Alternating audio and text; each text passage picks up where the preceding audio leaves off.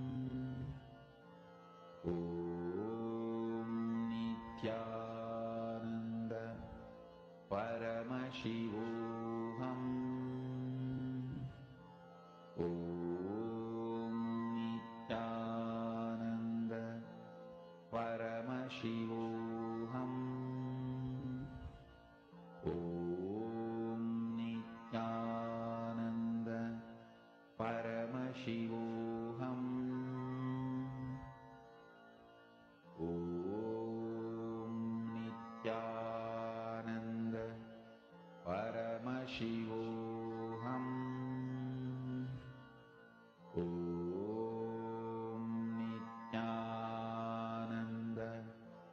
Paramashivoham.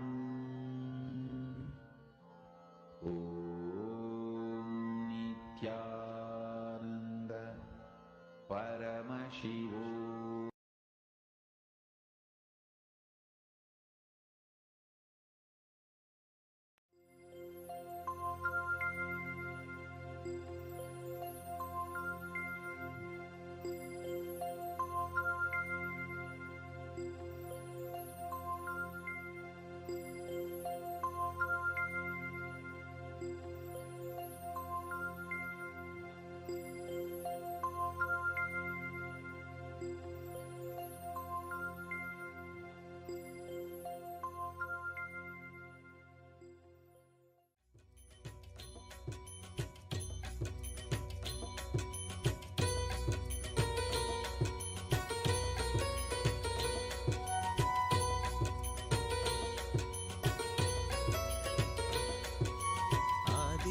हृदयं पुण्यं सर्वशत्रुविनाशनं जयावहं जपे नित्यम् अक्षयं परमं शिवं कोटिसूर्यस्वरूपिणम् आनन्दगन्ध ईश्वरं भक्तहृदयनिवासिनं नित्यानन्दं नमोऽस्तुते कोटिसूर्यस्वरूपिणम् आनन्दगन्ध ईश्वरं भक्तहृदयनिवासिनं नित्यानन्दं नमोऽस्तुते सर्वमङ्गलमाङ्गल्यं सर्वपापप्रणाशनं चिन्ताशोकप्रशमनम् आयुर्वर्धनमुत्तमं कोटिसूर्यस्वरूपिणम् आनन्दगन्ध ईश्वरं भक्तहृदयनिवासिनं नित्यानन्दं नमोऽस्तुते कोटिसूर्यस्वरूपिणम् आनन्दगन्ध ईश्वरं भक्तहृदयनिवासिनं नित्यानन्दं नमोऽस्तुते रश्मिमन्तं समुद्यन्तं देवासुरनमस्कृतं पूजयस्व विभस्वन्तं भास्करं भुवनेश्वरं कोटिसूर्यस्वरूपिणम् आनन्दगन्ध ईश्वरं भक्तहृदयनिवासिनं नित्यानन्दं नमोऽस्तुते कोटिसूर्यस्वरूपिणम् आनन्दगन्ध ईश्वरं भक्तहृदयनिवासिनं नित्यानन्दं नमोऽस्तुते सर्वदेवात्मको हेश तेजस्वी रश्मिभावनः एव देवासुरगणान् लोकान् पादिकबस्तिभिः कोटिसूर्यस्वरूपिणम् आनन्दगन्ध ईश्वरं भक्तहृदयनिवासिनं नित्यानन्दं नमोऽस्तुते कोटिसूर्यस्वरूपिणम् आनन्दगन्ध ईश्वरं भक्तहृदयनिवासिनं नित्यानन्दं नमोऽस्तुते एष ब्रह्मा च विष्णुश्च शिवस्कन्दप्रजापतिः महेन्द्रो धनदकालो यमः सोमो ह्यपाम्पतिः कोटिसूर्यस्वरूपिणम् आनन्दगन्ध ईश्वरं भक्तहृदयनिवासिनं नित्यानन्दं नमोऽस्तुते कोटिसूर्यस्वरूपिणम् आनन्दगन्ध ईश्वरं भक्तहृदयनिवासिनं नित्यानन्दं नमोऽस्तुते सदा वसन्तं हृदयारविन्दे भवं भवानी सहितं नमामि रामगायै नमः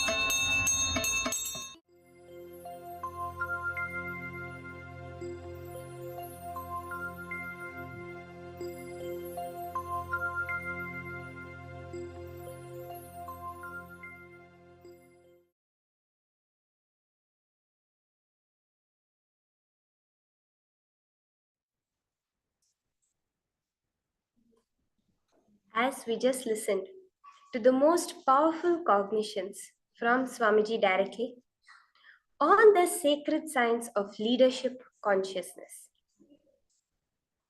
Swamiji gave us so many different powerful cognitions on what is actually the characteristics of a leader. You're never born a leader. You can, but any being can become a leader.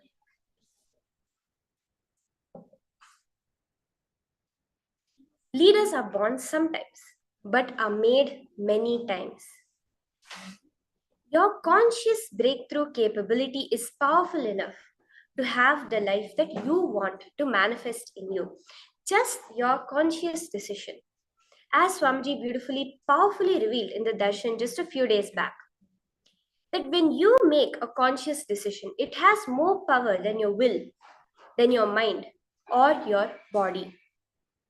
Your conscious decision to be powerful is what makes you a leader. But what makes us a leader when we come to the physical grassroots level? The strength of your breathing is your energy. Swamiji says, my breathing space extends so far. Generally, our breathing space is up to 9 feet, 3 meters away from our body, as per modern science, which is 7 times our body size. But Swamiji reveals, the more and more you go into the subtler layers of you, your breathing space expands. When your breathing space expands, every being that comes into your breathing space, you are a leader for them. Right now, it may be that in your house you feel as a leader. In your class, you feel as a leader. Or else, if you have a little more expanded inner space, you may feel a leader of your town, of your community. A larger inner space, a larger breathing space, you feel as the leader of the entire city, country, and your continent, your world. The strength of your breathing is your consciousness. Strength of your breathing is your attention span. Swamiji is revealing how important the strength of your breathing is in your life, because your breathing is your very life. When you do kriyas, the various kriyas revealed as per Swamiji, it makes your breathing intense but subtle. When your breathing is made intense but subtle, it electrifies the various components of your brain.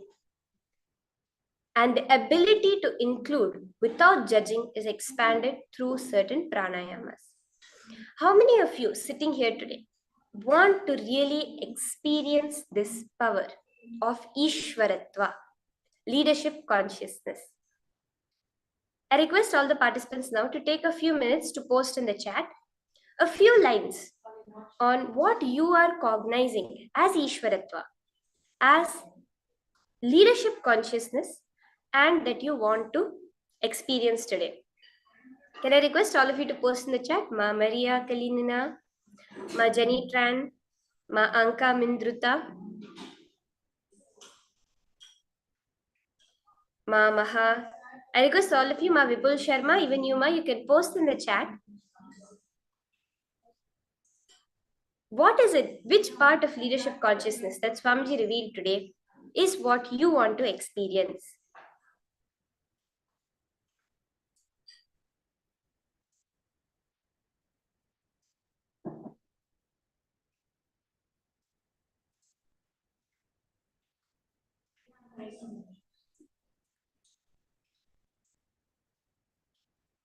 So now we are going to be entering into a very beautiful kriya to experience the intensifying of breath. Understand, this technique is not intended to be a substitute for professional medical diagnosis or treatment. Individuals with any type of medical condition below the age of 14, please consult your doctor before entering into this process. We are going to be doing a simple breath awareness kriya. For you to work with this method, only one thing is needed, a strong awareness. So are we all ready for this kriya? Can I have everyone to post yes in the chat if you're all ready for this kriya?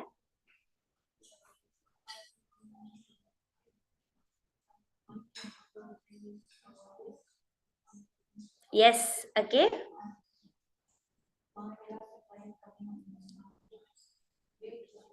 Okay.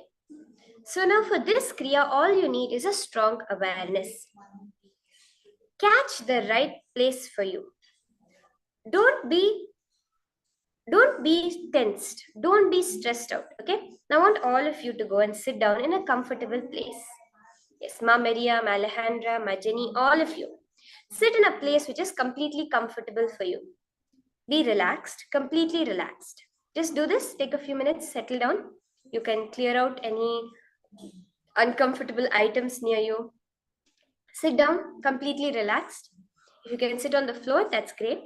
But you can sit on a chair if it's comfortable for you. Sit in a place that's completely comfortable for you. Be completely relaxed, not at all tensed. But don't fall asleep. Don't lie down. You can sit on a chair or on the floor. Just be relaxed. Understand the very first step of this process is to be completely relaxed. Just close your eyes. If you have a cloth or an eye band that can be used, please tie your eyes. Use the blindfold to close your eyes.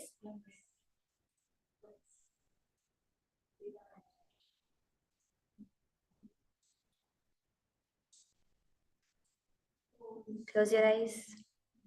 Sit completely relaxed. Any tension in your body, just release it, especially around the navel area. If you're wearing a belt, a tight pants, just loosen it. You can remove your belt, loosen your pants. Let your navel region especially be completely relaxed.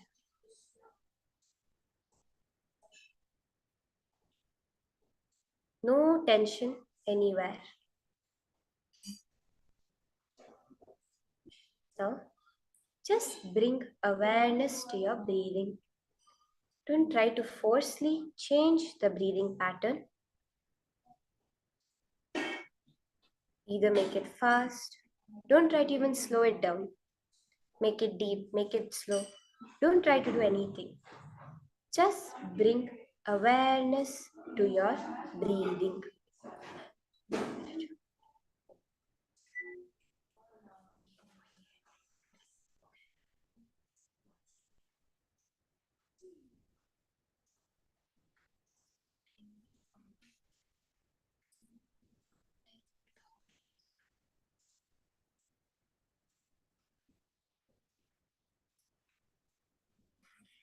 Bring complete awareness to your breath.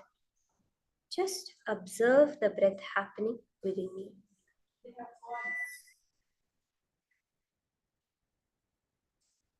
Don't make any noise.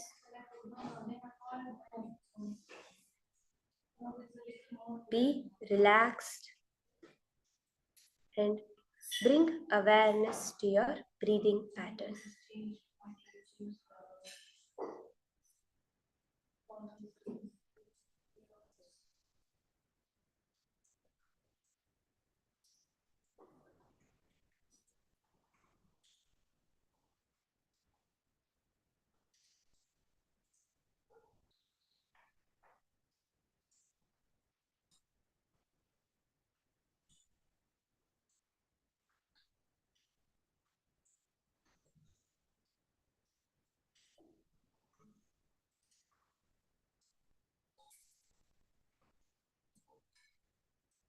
Bring your awareness to your inhalation.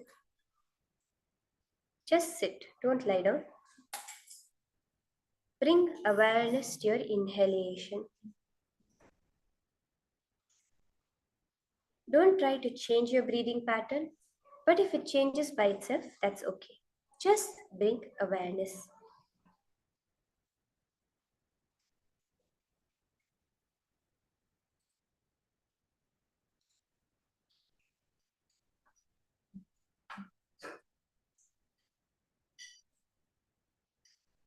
This is the first step of this breath awareness meditation.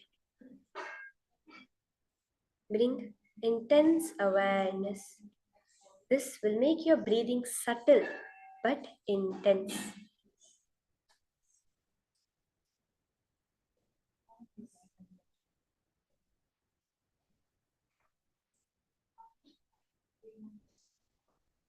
Be aware of your inhalation. Especially bring awareness to your inhalation.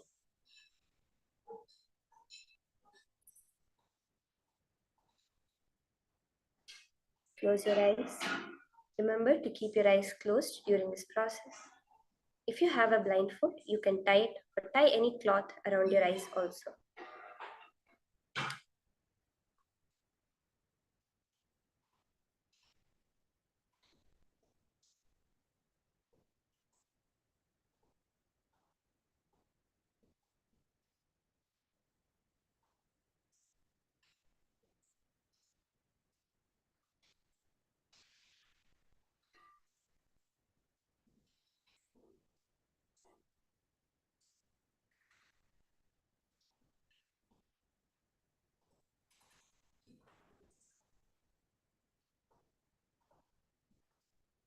Sit straight.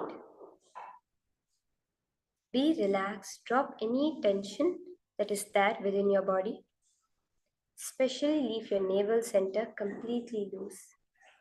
And bring awareness to your inhalation towards the inward intake of breath.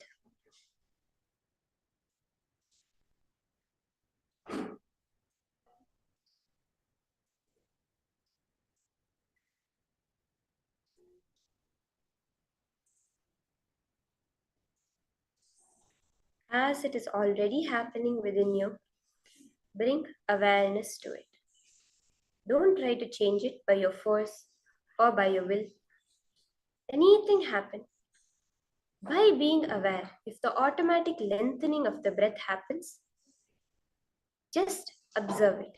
Let it happen. But you don't forcibly change anything.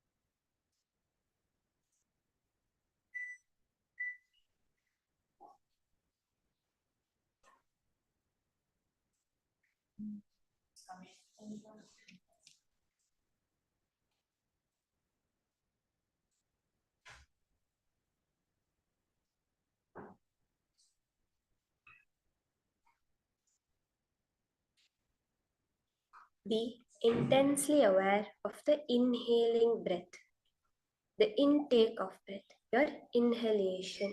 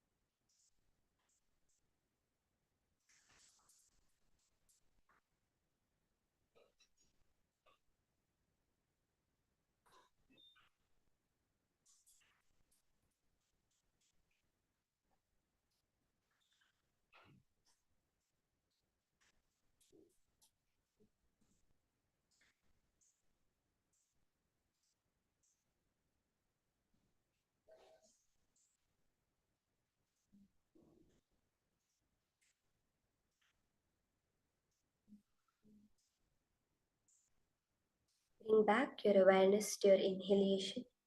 If at all it wanders, just bring it back.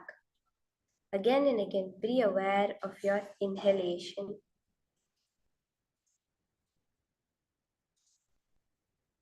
Now, let us move on to step 2.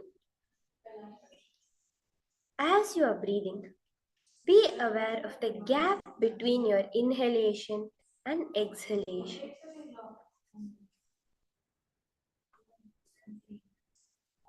Don't sleep, sit straight and move your awareness, shift your awareness to the gap which is there between your inhalation and your exhalation.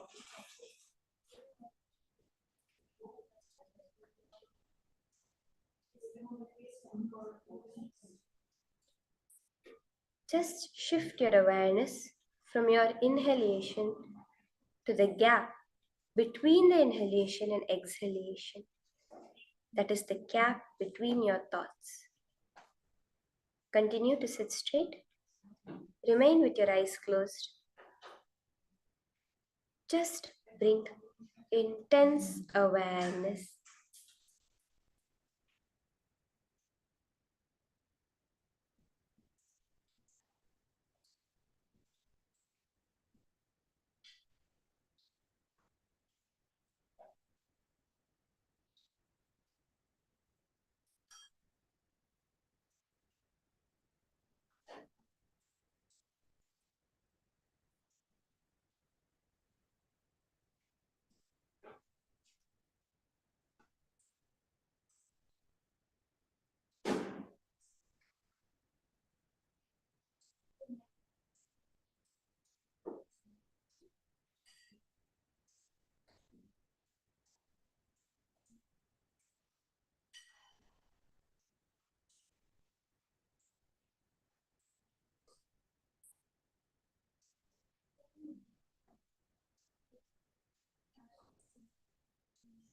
Just focus. Be aware of the gap between your breath, between the inhalation, that point where the inhalation turns into exhalation.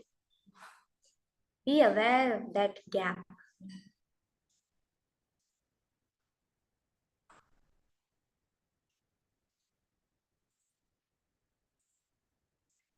Swamiji says the length of the inhalation, the length of the gap between inhalation and exhalation, the length of the exhalation, the length of the gap between exhalation and inhalation are all equal. The only reason we never recognize that gap is because we never put our attention, our awareness on it. Now take the moment. Bring your intense awareness to the gap between your inhalation and exhalation. Don't doze off. Don't fall asleep. Sit straight, but be intensely, completely relaxed.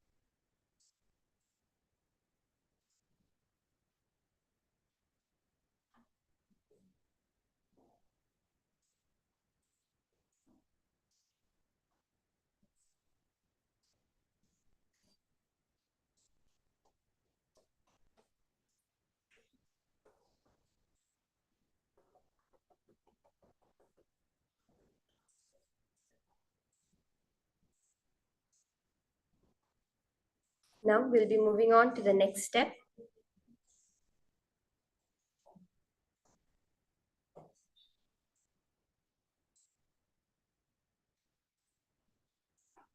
Now bring your awareness to your exhalation.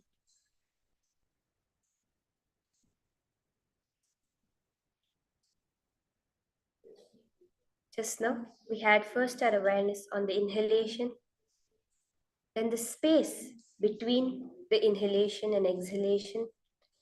Now bring your intense awareness to your exhalation process. Continue sitting straight. Don't doze off, sit straight. Be completely relaxed. And bring your awareness to your exhalation.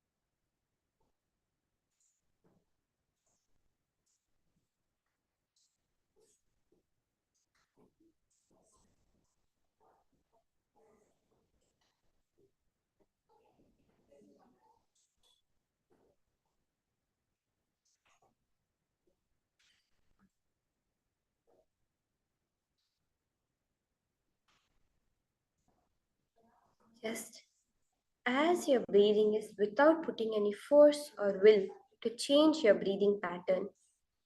Whatever is happening, let it happen. Just bring your awareness to the process of exhalation, exhaling of air from your body.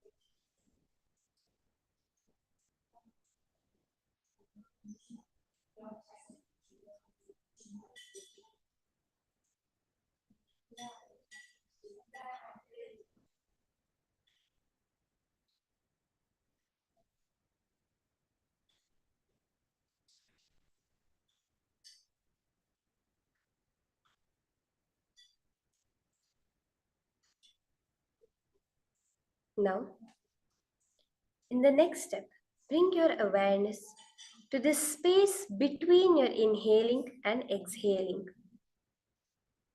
The gap after you exhale before the next inhalation starts. Bring your intense awareness to that gap.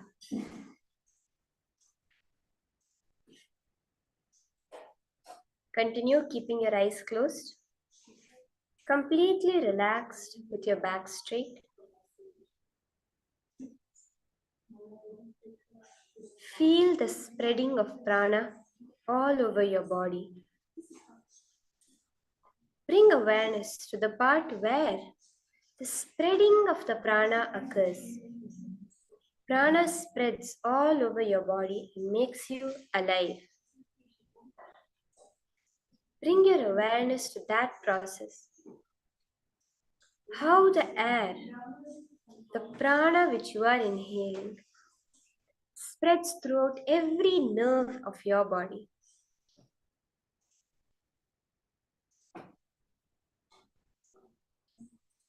Bring awareness to the space between the inhalation and exhalation.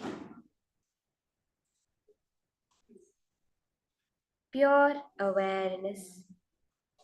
Don't try to change it. Don't try to forcibly use your will to make a difference. Let whatever is happening happen. You just bring your awareness.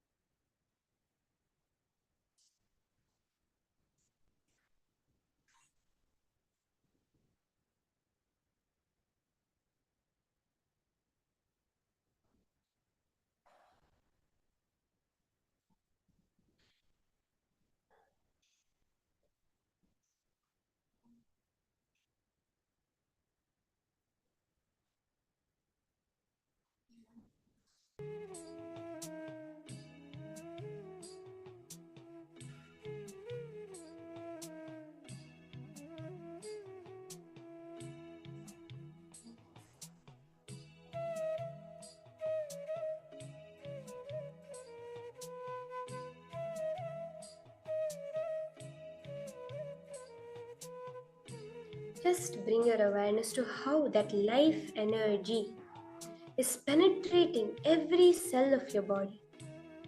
The prana spreading to every part. Bring that awareness.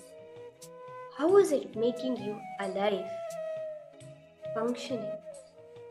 Bring your awareness to that process within you.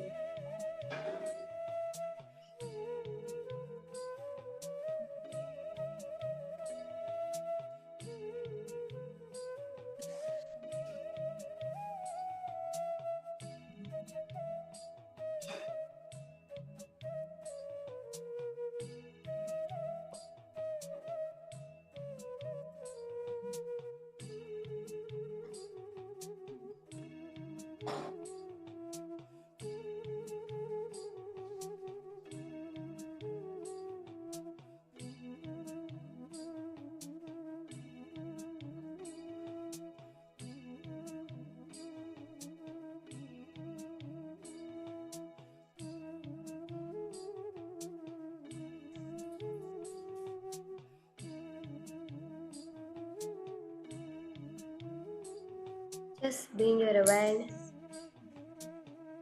to a gap between the exhalation and inhalation. Before the inhalation happens, the gap that comes, how the prana spreads through your body, making you alive.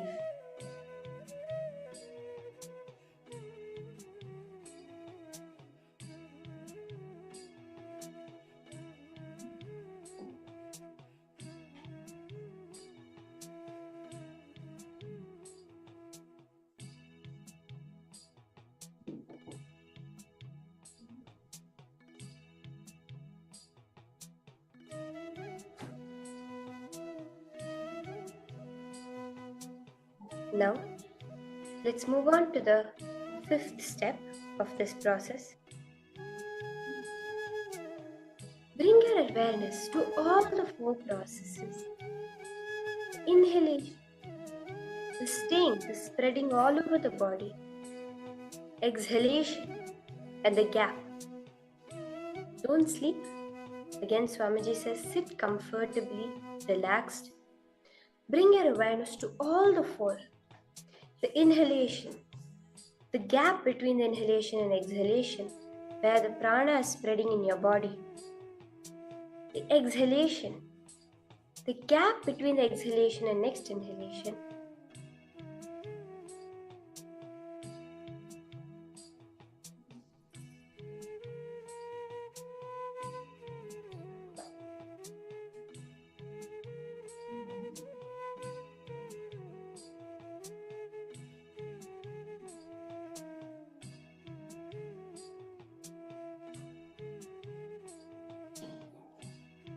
Just relaxedly, without using your force, your will, bring your presence, your awareness to all the four processes happening within you. Inhalation, staying, spreading all over the body. Exhalation, and the gap before the next inhalation happens.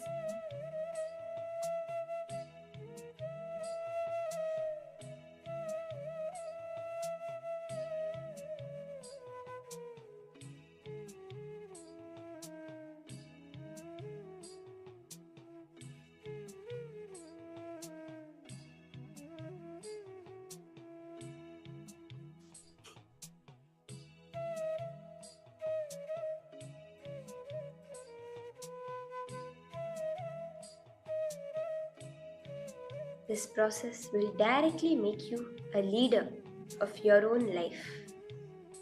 Just intensely, sincerely do the whole process, the whole meditation of just bringing awareness to your breath.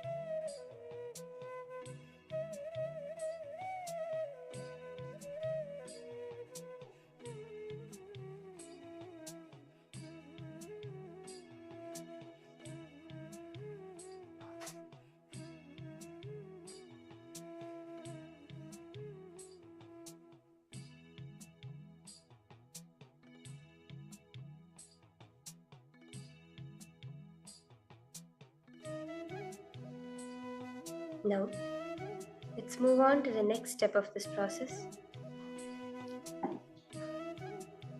Bring your awareness to your navel center. Continue to sit straight without sleeping in a relaxed way. Drop all the tension from your body, especially from the navel center. Bring all your awareness to your navel center.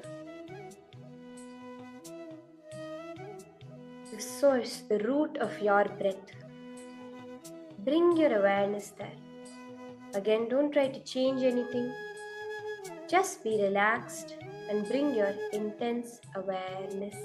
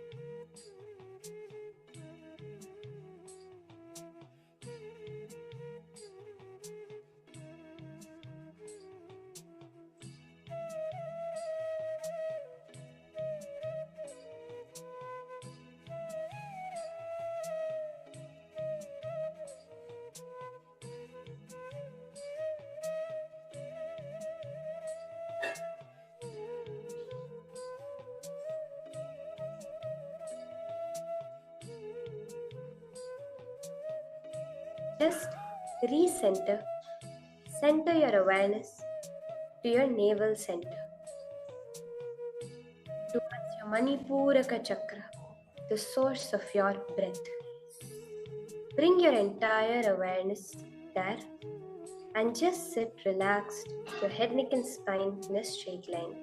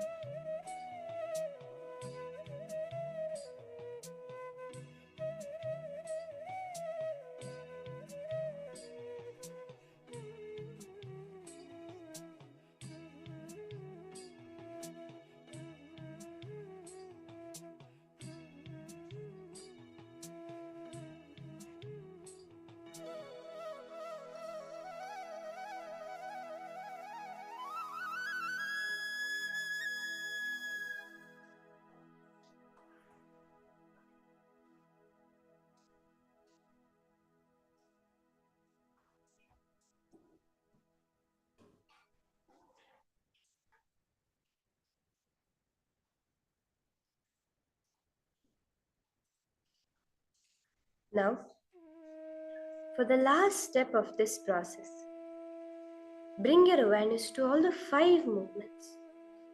Inhaling, staying, spreading, exhaling, and your navel center, the cleaning process. Your prana, your life breath, does all 5 processes within your body. That is why we say prana, apana, vyana, udana, and samana. Bring your awareness to all these 5. the inhalation, the staying, the spreading, and the exhalation, the cleaning to your navel center. It's the final step. Just put your awareness on all 5 actions that are happening within the life breath in your body.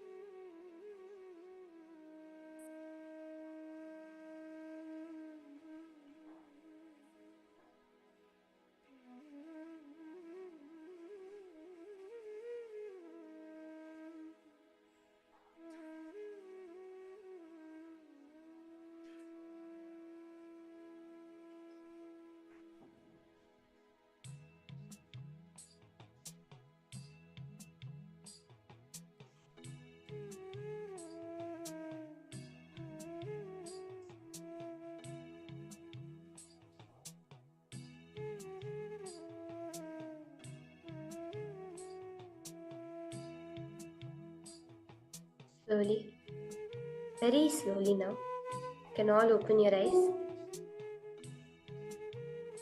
Just slowly open your eyes, relax. Just remain with this feeling.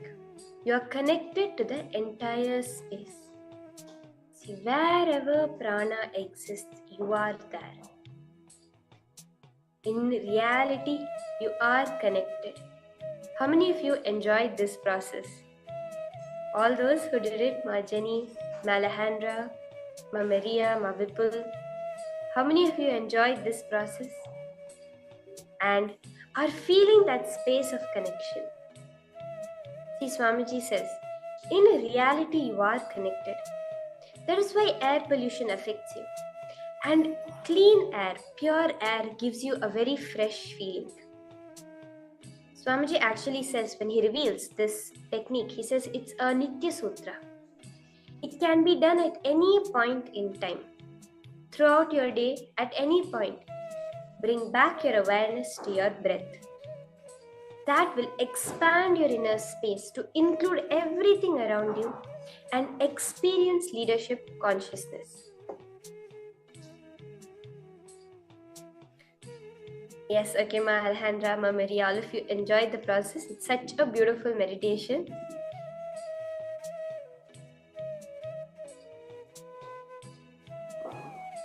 And now, with that, we'll be entering into the power manifestation. As we were doing, you will continue moving a deity on the silicon surface.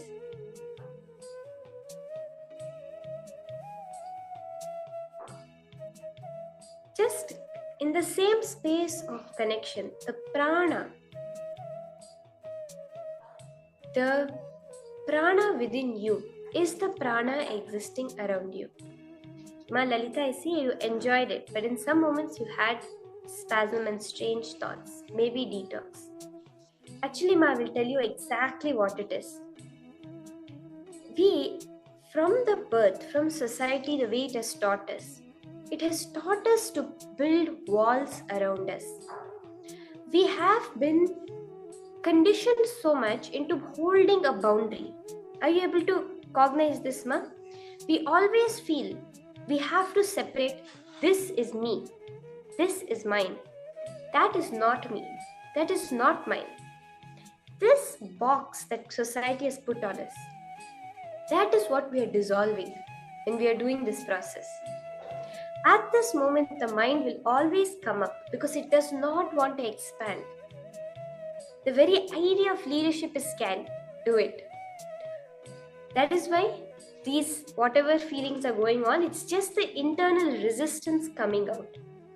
But if you just decide to hold on to Swamiji, hold on to your feeling connection and do the process, Ma, it will be a beautiful detox from whatever incompletions you're holding towards expanding. And let us enter into the power manifestation. Understand the life breath which is there within you is the same life breath within that object, the deity. Anything you are keeping in front of you also. Connect to that breath. You can continue to do the same meditation. Awareness in all these 5 breath actions within you. And make the will for the power manifestation to happen. So now, let us all take a few minutes and place a deity or a deity, Atmalinga if you have, on a silicon object. So it can be your tablet or your phone. Just on the flat surface, you can keep your silicon object.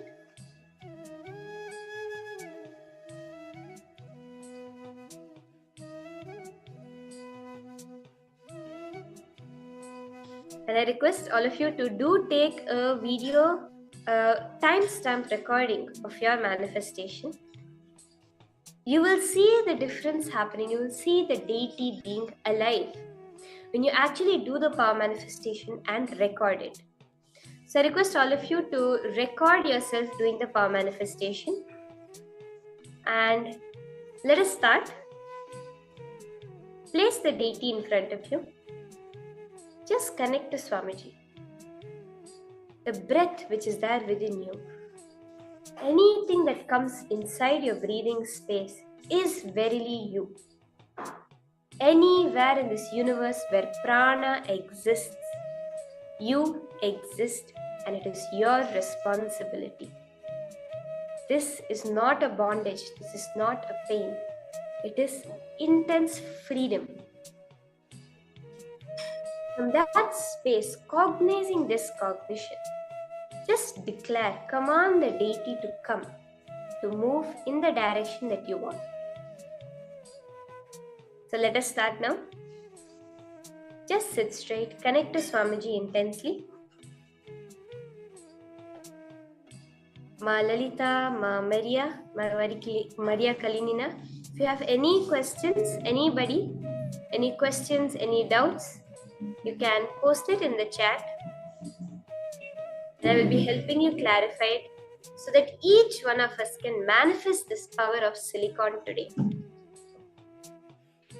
Swamiji reveals that why silicon?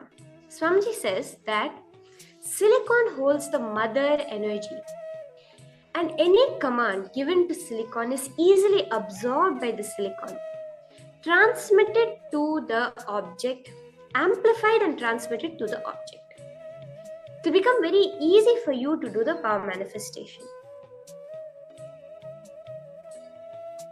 Actually, even modern science says that if there was one other element that they would use to create life, if they had to hypothesize what elements can create life, we are all carbon-based life, right? We're all based in carbon because of the various properties of carbon, which makes it the most suitable element to give life. And we are all carbon-based life forms. When modern day science is looking for what could be the next option if there was life somewhere else, they always come up with silicon. Silicon holds the energy of life within it, the mother energy. So now, by connecting to the silicon, it will amplify your signal and transmit it to the deity you are moving. Are we all ready? Let us start now. Sit straight with your head, neck and spine in a straight line. You can again bring that intense awareness to your breath, that unclutched space. Shanta Mahavakya, the cosmic vibration. Om Nityananda Paramashivoham. Sitting as Swamiji, ultimate oneness, ultimate feeling connection. Just command, declare for the object to move.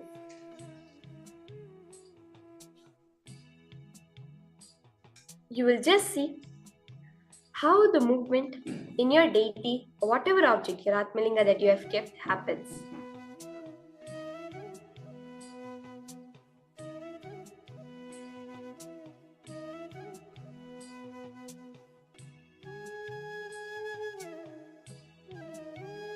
Here you can see Sakshi Pramana of the devotees, the disciples, various participants of different programs manifesting this exact same power.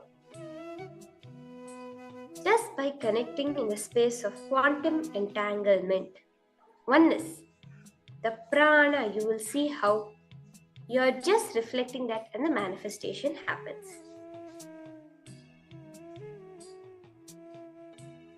Let us start.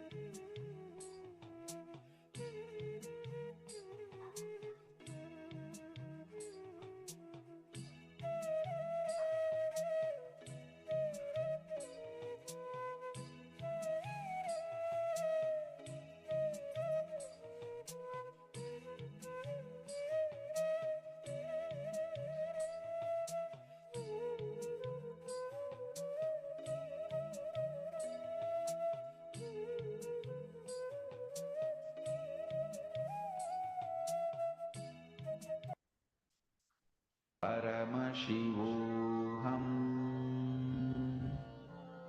Om Nityananda Paramashivoham Om Nityananda Paramashivoham Shanta Mahavakya Om Nityananda Paramashivoham. Let Swamiji flow through you and manifest. Paramashivoham Om Nityananda Paramashivoham Om Nityananda Paramashivoham Om Nityananda Paramashivoham Om Nityananda Paramashivoham Om Nityananda Paramashivoham Om Nityananda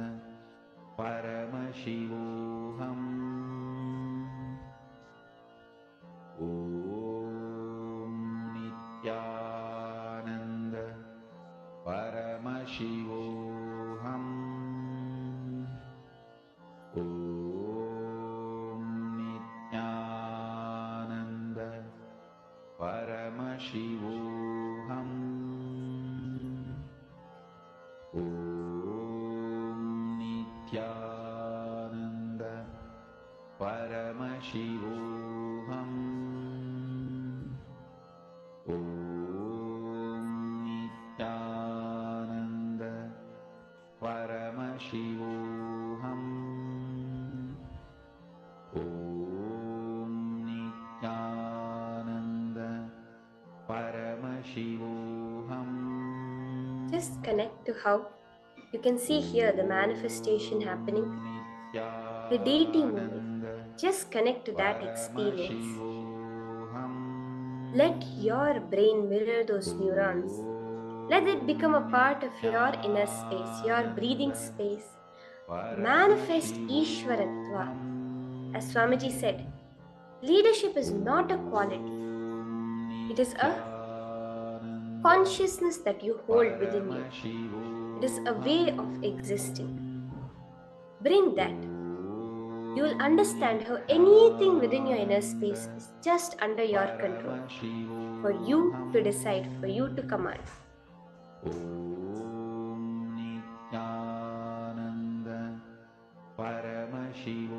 From that space to the power manifestation.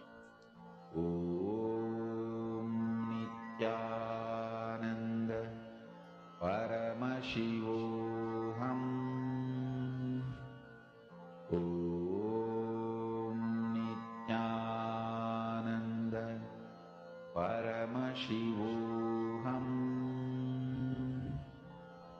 Om Nityananda Paramashivoham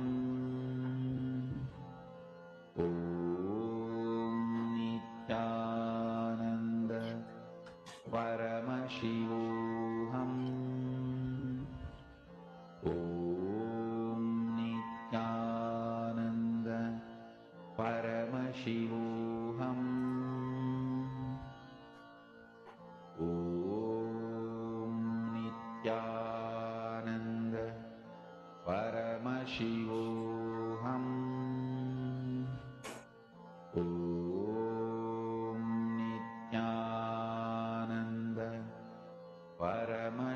Yes, you can all relax now. You can go back and look at your object. How has it moved? What are the changes you are seeing? You could also stop the recording, go back and look at your recording. There's actually one incident which I always like to share. Why the importance of recording your manifestation? There was one lady who used to always come for power manifestation every single day, very sincerely. But she would always be like, Ma, I'm yet to manifest. I'm yet to manifest the powers. So one day what happened was, again she was sitting, it was the power of consciousness over matter on a silicon. And she started the recording, she closed her eyes and she was chanting Mahavakya. At the end of the session, she opened her eyes, she saw, again there was no movement. So she said, Ma, I'm yet to manifest. And sometime later, just about 10 minutes later, she messaged saying that, oh my God, Ma, I'm manifesting. I just manifested consciousness over matter. What happened was, the object that she had kept a coconut on the silicon. When she had her eyes closed, it had moved a whole circle around the tab, come back to where it started. So when she opened her eyes, it looked like there was no movement that had happened. But when she went back and saw the recording, that was when she realized the manifestation that had happened. So just always remember to record each time you manifest, because that will be the record to convince your mind, to convince you, to show you that you are Swamiji, you are Paramashiva, and you are your highest possibility.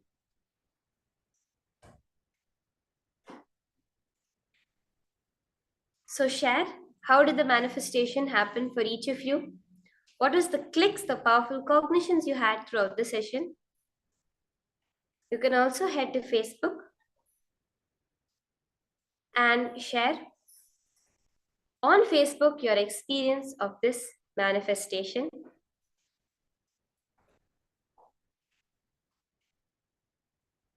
Take a few minutes and do this.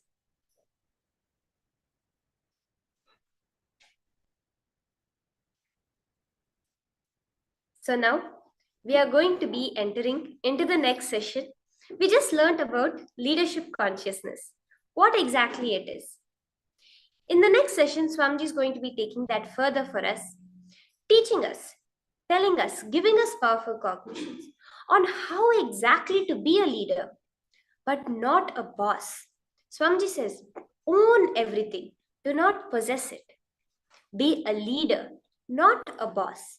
Let us now listen to higher powerful cognitions from Swamiji on how to be a leader and not a boss.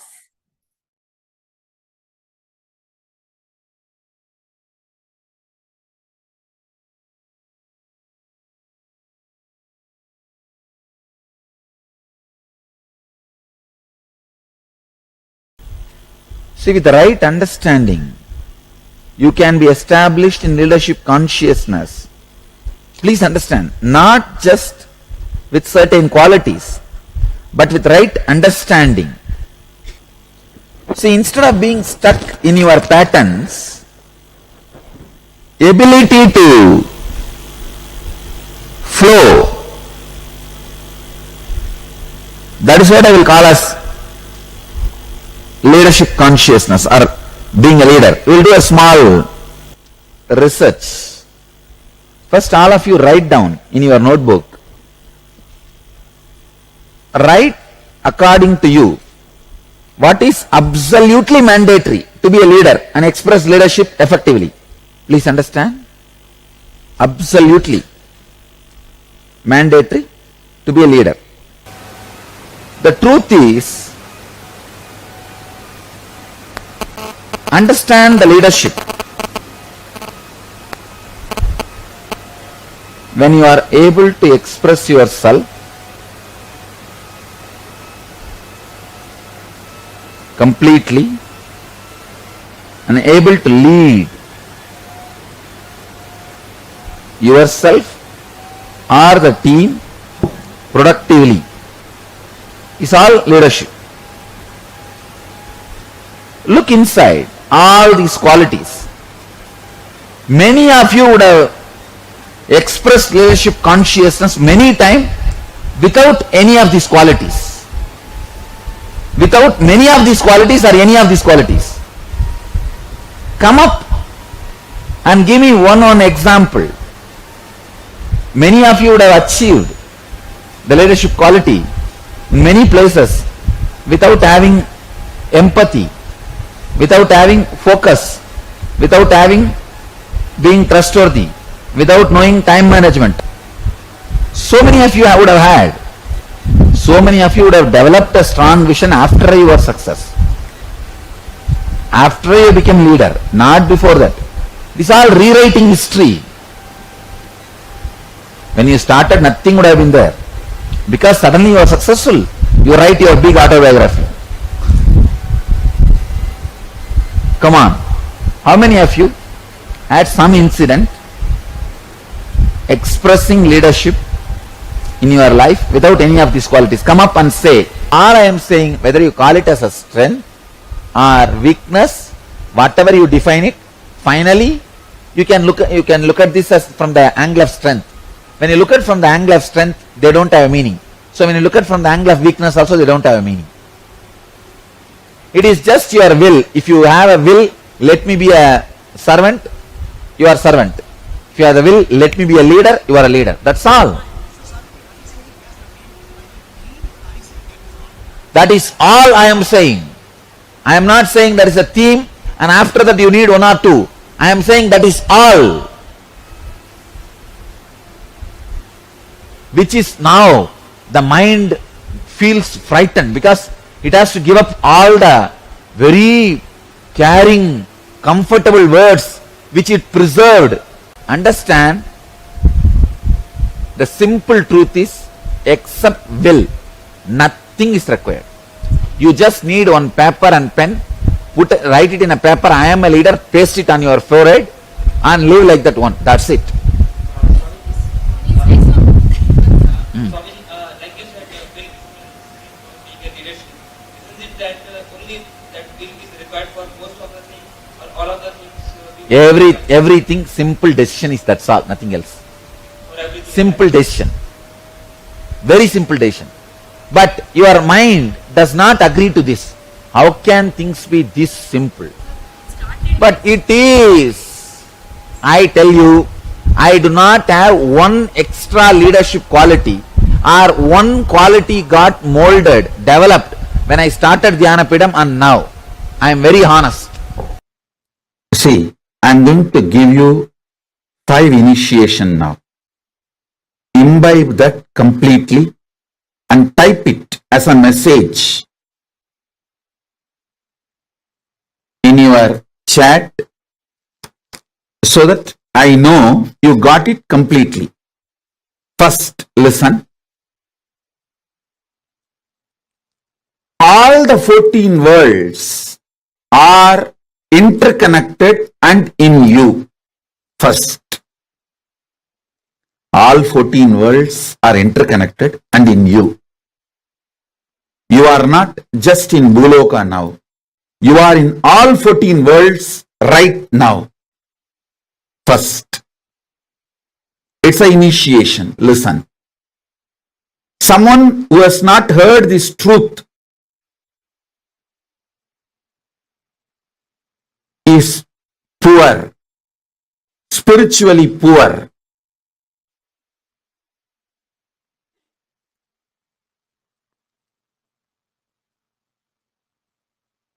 So listen.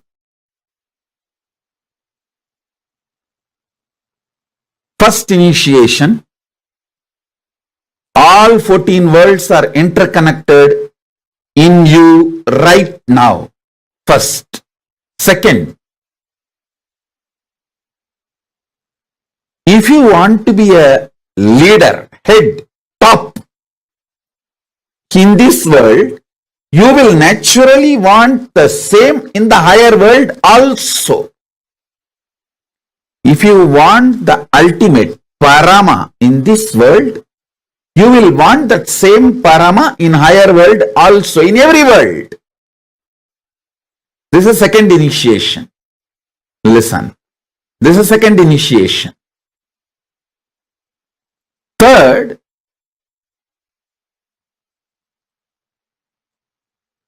in this world, only one can be ultimate. But in the higher worlds, anyone who wants to be ultimate can be ultimate. That is why there is no jealousy or competition. Paramashiva enjoys more people becoming Paramashiva. That is why it is called higher world. In the lower world, everyone wants to be ultimate, but no one can be ultimate.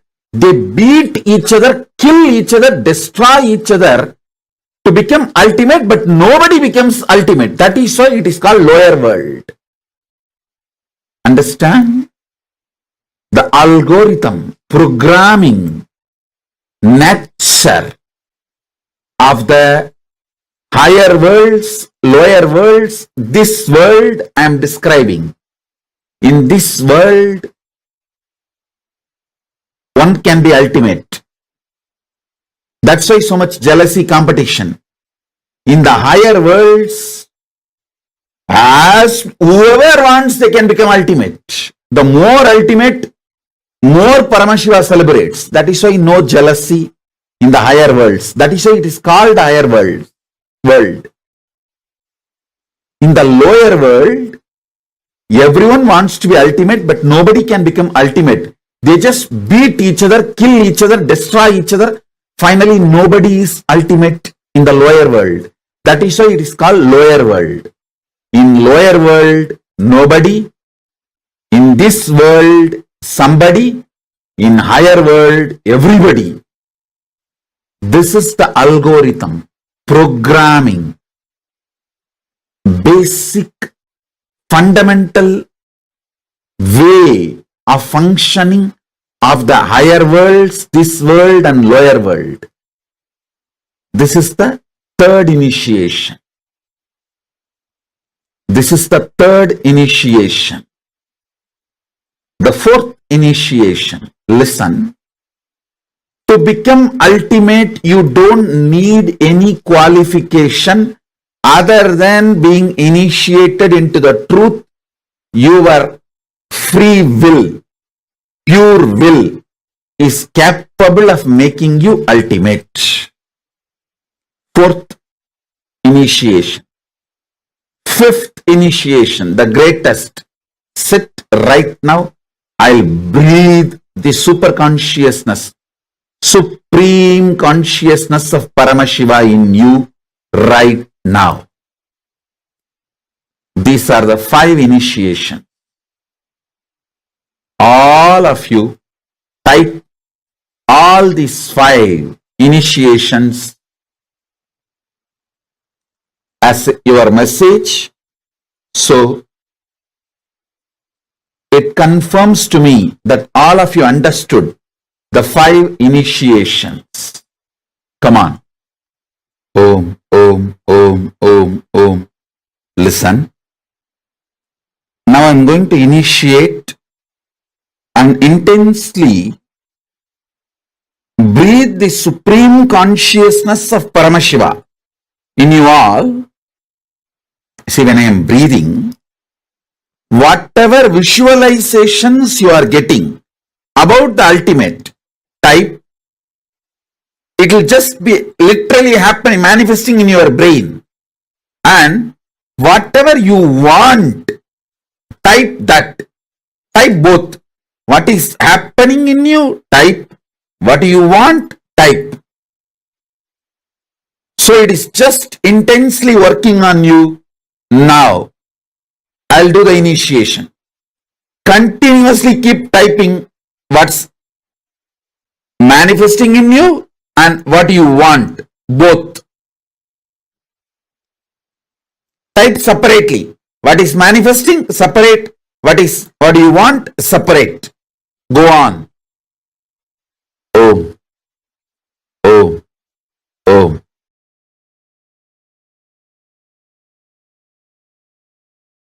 The Kailasa all over the world. Listen, each one of you, even if you work with a small number of people, if you build collective integrity, you become a leader, you manifest Paramashiva, you become part of the Kailasa. Not just individual integrity, it is all about collective integrity.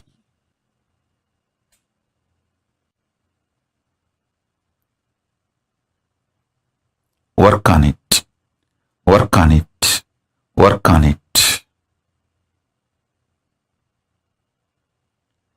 First, make people understand collective integrity should be law of life.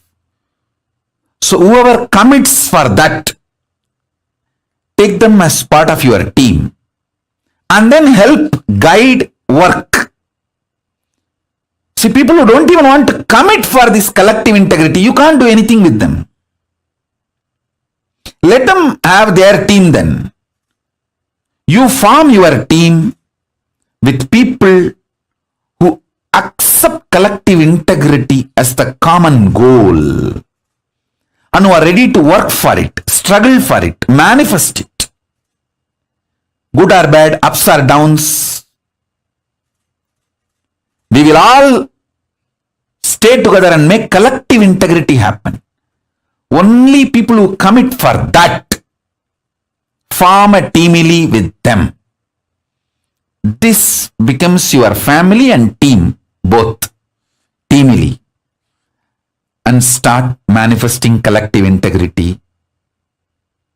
You will be successful in individual level and team level and cosmic level, Kailasa level itself.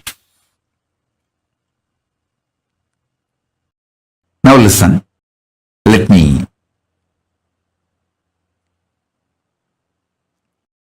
tell you.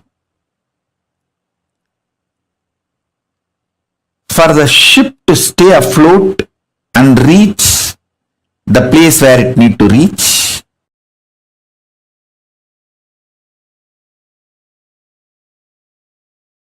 everyone in the ship need to be integrated. It's called collective integrity. A maintenance engineer cannot think, oh, I have done my job, but the fuel manager is not doing his job, or the cleaning person is not doing his job. So if the ship sinks, I will not be blamed, I will not be questioned, I am safe. Let whatever happens to others, or whatever others do or don't do, what is there for me? That level of integrity will not work for the ship to stay afloat. This is exactly done by the Hindus. In the modern day, everyone says, oh, I have tried my best, I have done my best. But others are not doing, what can I do? I have seen this as a typical mold. Same narrative. Whether it comes to reclaiming the political legitimacy of the Hindus, or reclaiming their temples, or reclaiming their organizations and religious freedom, or any guru's organizations running.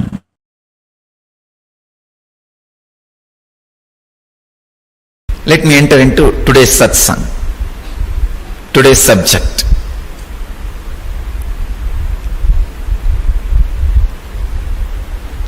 Today's subject is achieving high performance in every area of life.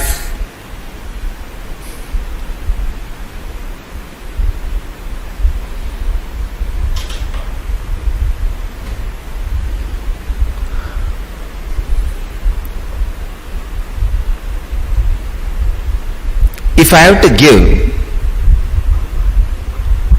basic qualification you need for living enlightenment, please understand, I am giving you a basic one-line qualification to live enlightenment. Be a high achiever, that's all. Whether in your body or mind or soul or consciousness, in any line, be a high achiever. A simple, innocent, flowing high achiever. I don't mean being high achiever by swindling others, no. By putting others down, no. By grabbing others' wealth, no. Not by looting. Be a high achiever in anything you do. If you are sweeping the floor, be high achiever in that line. If you are just making garlands with flower, be high achiever in that line. Be a high achiever in anything you do. Having tremendous curiosity, life. What stops you from living fully? I can say simple reason. What stops you from living fully? Nothing but simple laziness. You don't want, that's all, nothing else. Living fully, oh no, it's okay. Feels too much. What for? You sold your life to your boss. Don't be foolish. You always think, why should I work so much? Why should I think so much? What my boss pays to me, for that this much is more than enough. Don't be foolish. Your life is not just a bargain, or your life is not just given to your boss. Your boss may pay 10,000 rupee and you think, oh, 10,000 rupee worth, if I am productive, that's enough, my life is done. Don't you understand the foolishness in which you are caught? Just because your boss pays only 10,000 rupee, you stop your life worth of 10,000 rupee. Stop this nonsense. That is why I am saying, make your whole life as a non-profit. If you think your whole life as a non-profit, you know the profit which comes is not for the product you deliver, just to sustain your day-to-day expense. This is what I call having the attitude of karmanyevadhikaraste mabaleshu kadachanaha. Do your duty, don't expect result. This sutra was always misinterpreted like a work, don't ask for money, salary. No. Work intensely but understand what comes is not equivalent to what you are delivering. It is just to run your basic things. See, money is kind of a one system of the social mechanism. For example, there is a car.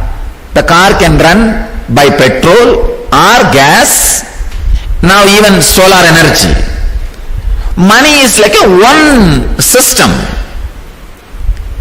one fuel. But unfortunately, if you are stuck with that one fuel and bargain your whole life, trade your whole life for that one fuel, you are a fool.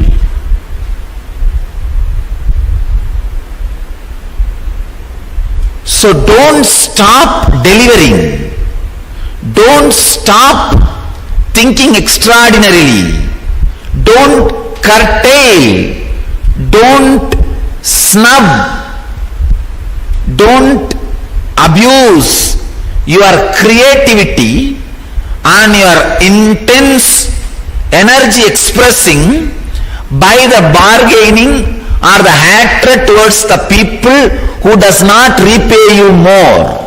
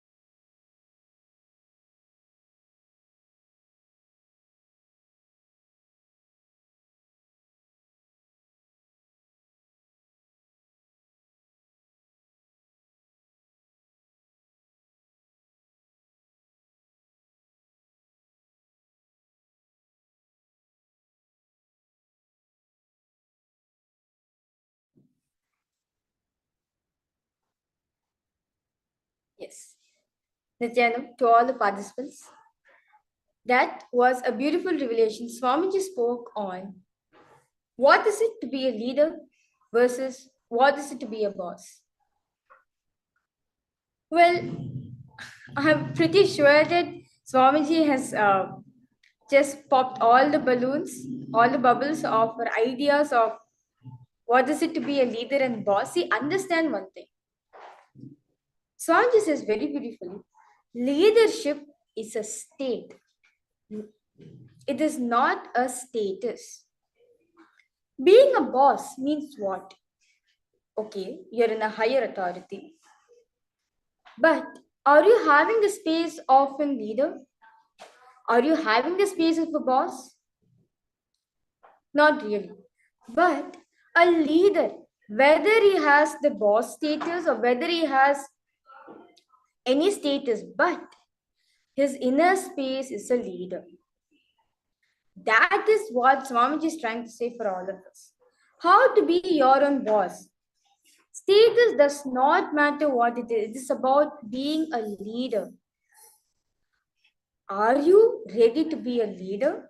Is your space is like a leader, or is it or just a status which you want to achieve of becoming a leader?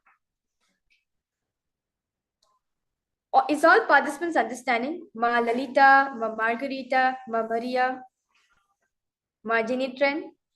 Because all of you to post your understanding, Swamiji says very beautifully. As in the revelation itself, all of us saw that a boss, yes, has a status, but does not have a space of a leader. Whereas a leader, whether he has status or not, but he has a space of a leader, a person who's rooted in compassion, a person who has a space of a leader. So now I request all participants to write down what, according to you, is absolutely mandatory to be a leader and express leadership effectively. Sorry, is all participants understanding? I request all of you to write down.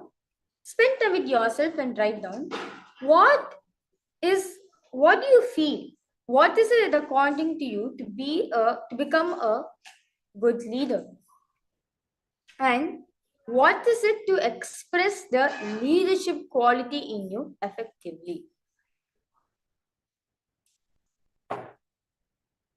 So, I request all participants to write down what do you feel to be a leader and what are the ways that you feel that we can express this leadership quality in us effectively.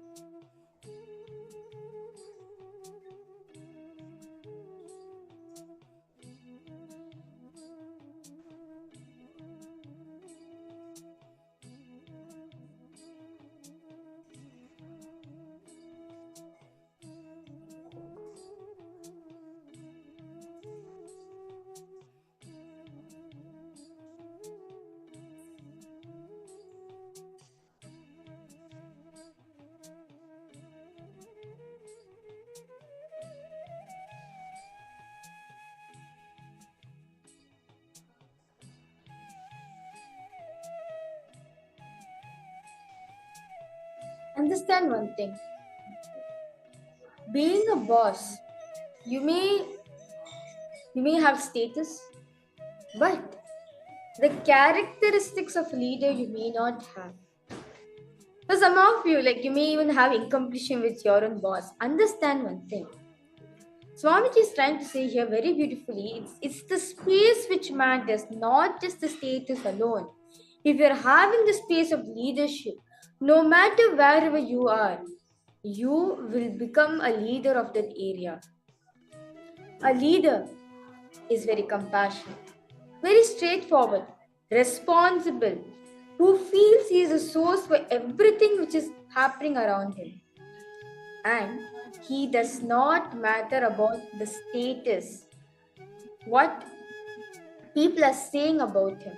He only cares how to evolve the other person, how to be in communion, how to be in completion with the other person.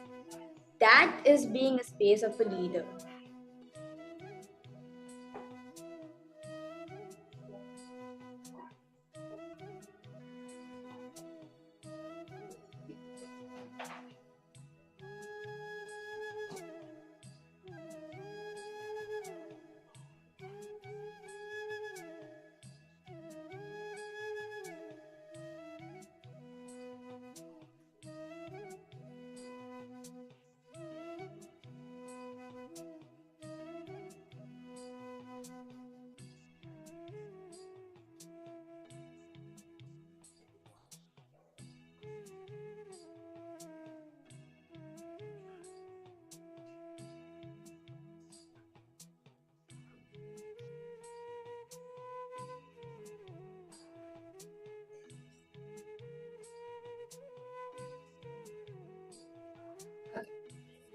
And I request all participants to post what is your understandings on being a leader and what are the different ways do we need to take?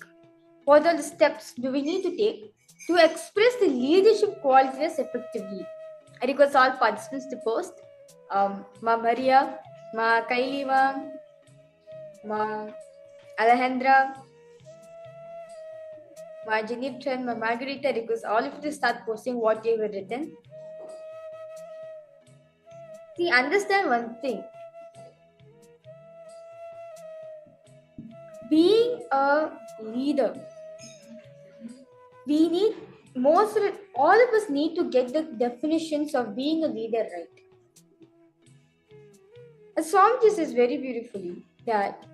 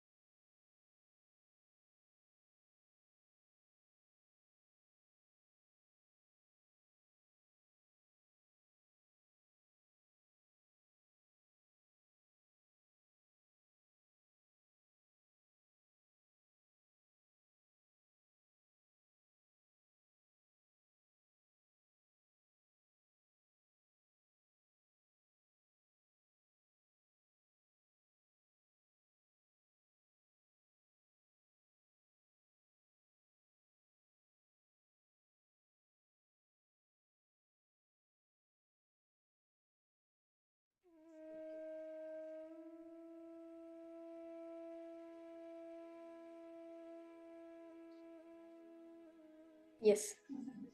Um, sorry, sorry everyone for the technical glitch. So, yes, so my posted compassion being self-driven, responsibility, authenticity, integrity, enriching are the characteristics of an of a leader. That's wonderful. So now let us all of us internalize something. In this world, only one can be the ultimate. But in the higher worlds, anyone who wants to be ultimate can be the ultimate. That is why there is no jealousy or competition. Paramashiva enjoys more people becoming Paramashiva. As Swamiji says very beautifully, Paramashiva manifested each and every one of us so that he can celebrate them, so that he can experience, not just experience alone, so that he can celebrate his existence in all of us. That is the meaning of Ekoham Bahushyamaha, meaning one becoming many to celebrate me. It is not based on competition or jealousy, greed, or anything. No. It is coming from the absolute space of pure compassion, pure love for the other person to evolve. As Swamiji says very beautifully, in the higher dimension, if you want to experience the ultimate, if you want to become the ultimate, there is a possibility. You have the right to become ultimate. It's not just only one person can be the ultimate and the other person has to be lower. No. That is why we say in puja time, all of us declare Sohamasmi, meaning even when I worship, I am him. Even when I'm doing puja, I am Paramashiva. I am not lower. I'm not below than Paramashiva. I am Paramashiva. I am same as Paramashiva. So now, I request all participants to internalize how anyone who wants to become ultimate can be the ultimate. This is a very interesting internalization Swamiji is given. As Swamiji says very, when you cognize yourself in a higher dimension, when you perceive yourself, when you think about yourself in a higher dimension, you will see, you will start expanding your life. You are not just limiting yourself to a small idea which you carry about yourself, but you are just expanding yourself just with the power of internalization.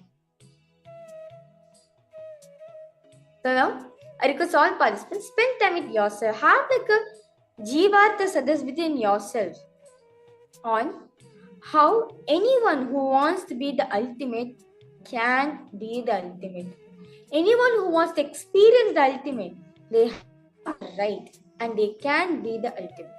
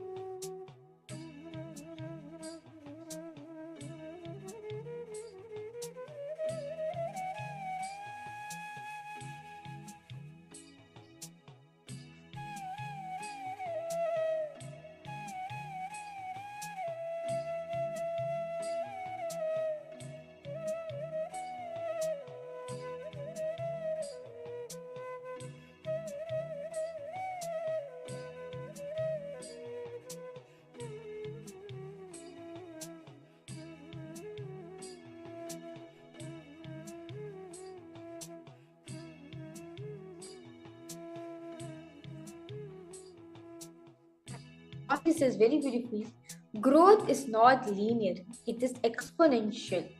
If you decide that you want to experience it now, you will see immediately that will manifest as a reality for you. Immediately you can become the ultimate. Immediately you will experience the space, the state of being the ultimate.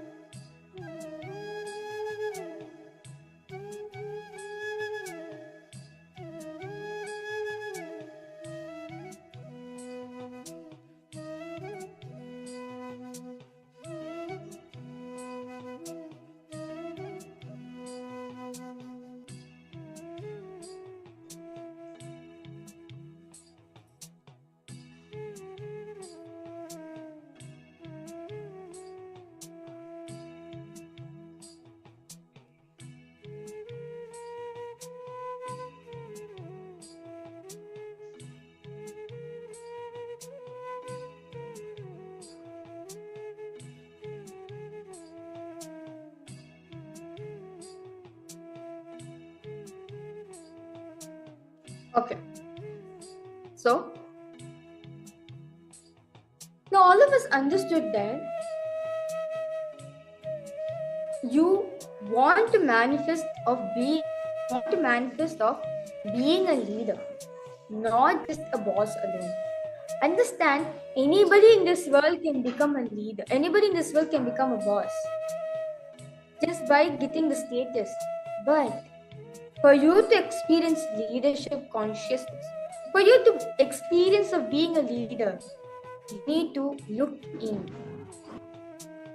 Only when you start working from inside yourself, you'll immediately experience leadership consciousness. So Swamiji says it is leadership consciousness, meaning from the space of consciousness, you're becoming a leader.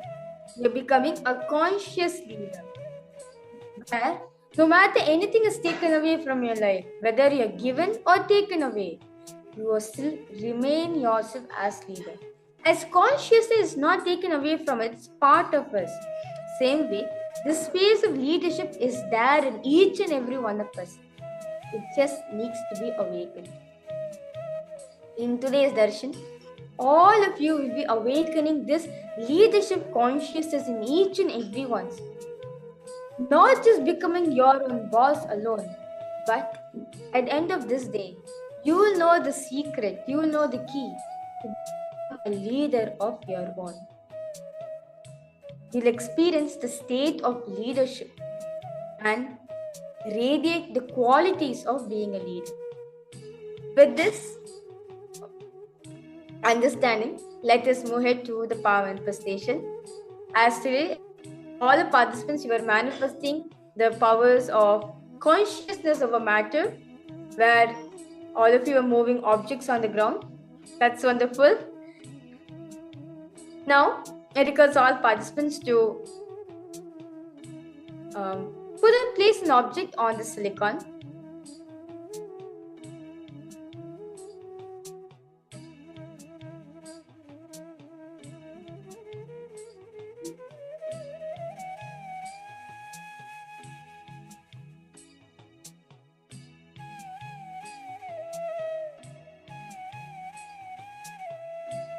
Make sure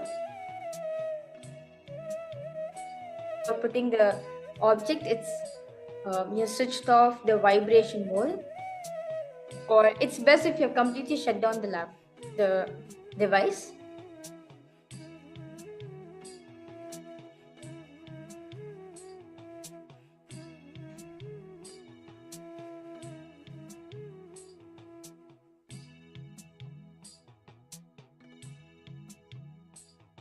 And I request all participants to switch on your timestamp video camera so that this manifestation will be authenticated, so you'll have a authentic experience of the full manifestation.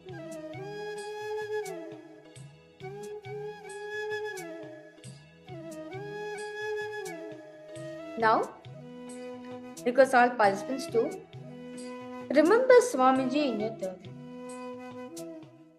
Remember the powerful cognition which you got in that leadership is a state. It is a space, not a status. Same way, oneness is a space. Power manifestation is a space, not just a state alone. Because when you're doing power manifestation, all you need is the space of being oneness with Swamiji. The space that you are Swamiji. Not just getting the status alone that you are power manifestor, you're able to manifest. All those are the side effect. But the main thing which we need to look into, the main thing which we need to hold is the space of oneness with Swamiji. You'll understand just by doing this power of consciousness over matter alone, you'll be able to manifest any solution. You will just be able to move any problems, any sufferings in your life just through one power alone. Because you are manifesting this power from the space of oneness. You are manifesting the space of being a leader. You are manifesting you to be a leader from the space, not just the status alone.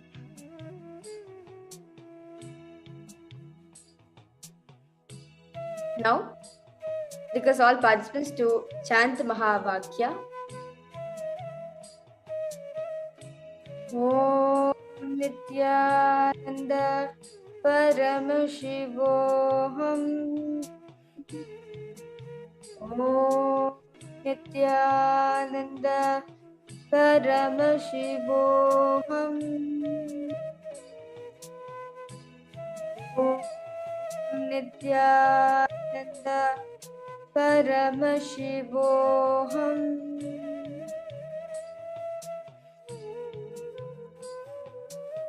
Now, in the same space of oneness with Swamiji, look at the object with all your three eyes and command the object to move. From the space that you are going to move all the obstacles you have in your life for you to experience being a leader. You can continue chanting the Mahavakya.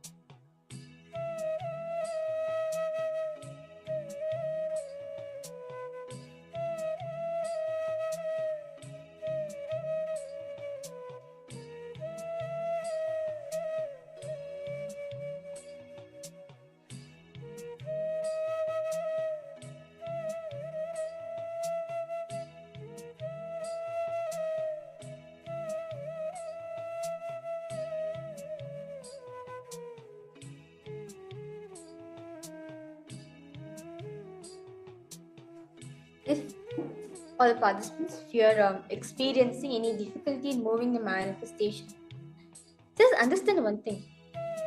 Power manifestation only matters about the space, not just the results. It is not about the status of you manifesting the power or not. It is about the state. As Swamiji says very beautifully, power manifestation happens from the pure space of one Swamiji. Not all the manifestation, whether you manifest or not manifest, are the side effects of the space. But the source of power manifestation, the space in which power manifestation itself happens, is from the space of oneness. So, focus on the space of oneness, not the status of you manifesting it or not. You just enjoy being in space with Swamiji. Just enjoy every single moment. I am Swamiji. He is only moving this bottle for me. That's it. I am just this medium. When you clearly declare that it is only Swamiji who is manifesting through you, if you have that strong oneness connection, if you have established that it's only Swamiji who is going to move the object, you'll see not just your object will move little bit, it will go 360 degree and come back. Because whatever self-doubt you're having, just say, for me to experience leadership, it is about the space, it's about the state, not about the status. Same way, for me to experience this power manifestation, I need to concentrate on the space, on the oneness space, not the status of whether we manifesting it or not.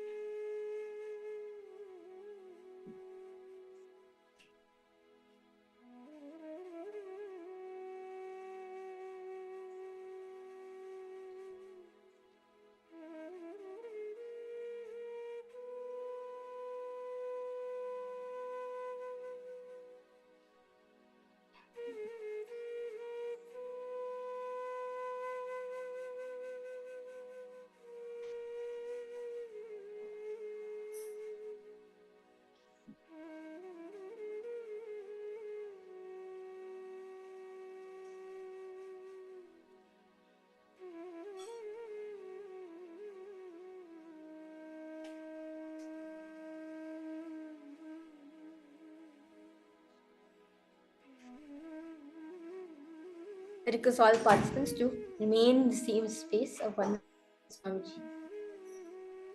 Just have the will persistence of manifesting the power. You can also continue to manifest power during the sessions also. When you're listening to Swamiji also, you can continue doing the power manifestation. Understand one thing. all the side effects, it's nothing but the status of you being a leader. For example, you being recognized by all your company clients or your friends recognizing you. All this is just a status, but actual leadership starts from the space, not the status. As Swamiji says very beautifully, you are the manifester. You are the source for every single thing that is happening in your life. Most of the time we spend time in creating all problems, giving more energy to a problem side. But you need to understand that you are also powerful enough. You are knowledgeable enough to manifest solutions in your life. Not just what you want to manifest alone, but manifesting the best of what you want. All matters as the space from which you are operating. Operating from the space of oneness with the other person, or from the space of pure compassion, or from the space of just getting the status of it.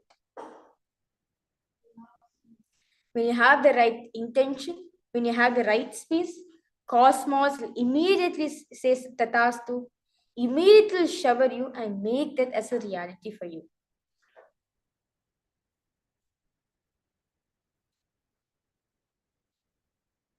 Yes. So now I request all participants to relax, and you can stop the recording. And now I request all participants to head to Facebook and post your understandings, your clicks, powerful cognition, and your experience which you got on this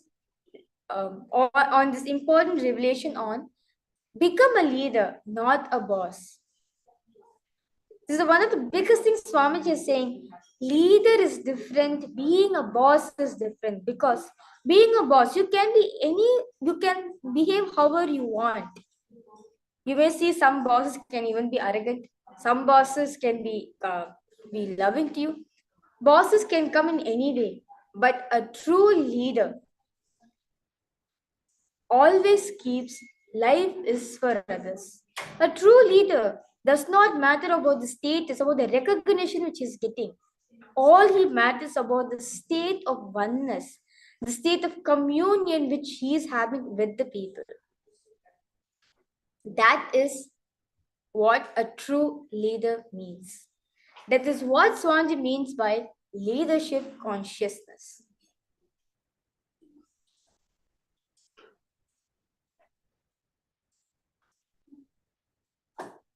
Yes, so now I request all participants to head to Facebook, post what are your understanding, and you can also post your declaration saying, I'm deciding to be a leader, not a boss. I want to manifest being a leader. I want to manifest being my own leader, not becoming my own boss.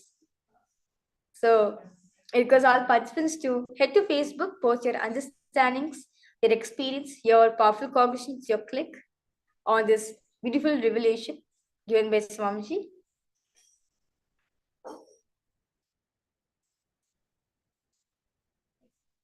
Yes.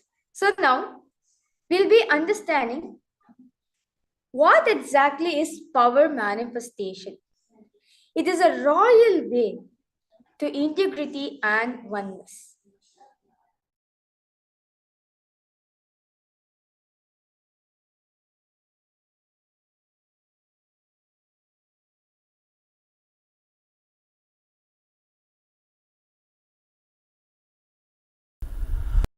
All power manifestation should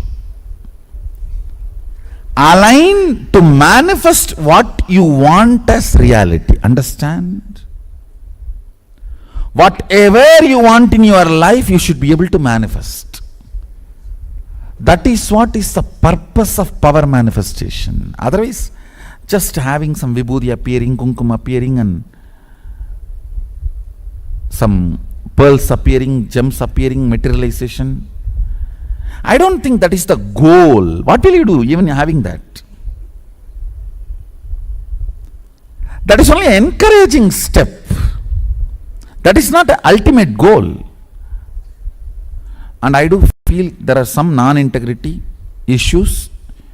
Please be completely integrated, because I know the number sent appeared. The numbers are not completely matching. So I know.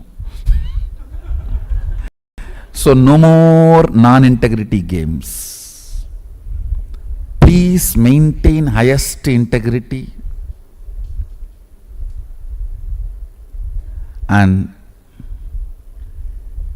actual goal is manifesting life.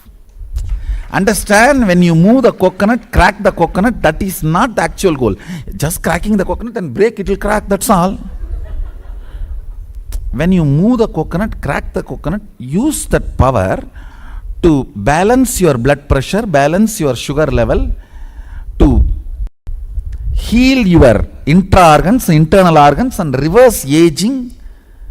These are all the real powers which you can manifest through this coconut moving. Understand, when you know your consciousness over the matter, then your internal organs are also matter. Have power over them and start healing them, reversing them. Reversing the diseases and reversing the aging. Reversing the tiredness and boredom they all feel due to aging. That's the real achievement. Understand? All powers are to manifest what you want in your life as reality. If you are able to materialize something, then start using that power every day in your profession, in your career, in your everyday life. Start moving things in your life. Otherwise, what is the use? What is the use of this so-called materialization or other manifestation of powers? So understand, manifestation of powers is to manifest Ishwaratva. Means Ishwaratva means being Lord of your life. At least your life. Be Lord of your life. Manifest whatever you want. Go on, be, I tell you, when you start manifesting whatever you want very casually, with a lot of fun, without much effort, without feeling difficulty or anxiety, even once you feel, will it happen or not, over, you are no more issue. Without even remembering like that once, moving things, moving life as flow is Ishwaratva. Understand? Ishwaratva is the smell of Sadashivatva. State, space, powers, manifestation. In this three level, Ishwaratva is smell of Sadashivatva. Ishwaratva is flavor of Sadashivatva. Absolute integrity. Whether it is third eye or remote scanning or body vision, any power manifestation, materialization or teleportation, anything. Absolute integrity. Whatever he gave, knowledge, intelligence, powers, understanding, body, mind, relationships, everything, align it to integrity to him. Over. Understand? We have nothing to give him. other than our integrity? What else we can give him? You can pour water to clean the deity. You can pour milk to clean the deity. But he is not going to drink it. It is going to come back and you are going to drink it. It's going to come back as prasadam and you are going to drink it. What is the only one thing you can give him? Your integrity to him. When I fell in love with him, that's what I decided. Mahadeva, I'll be integrated to you forever.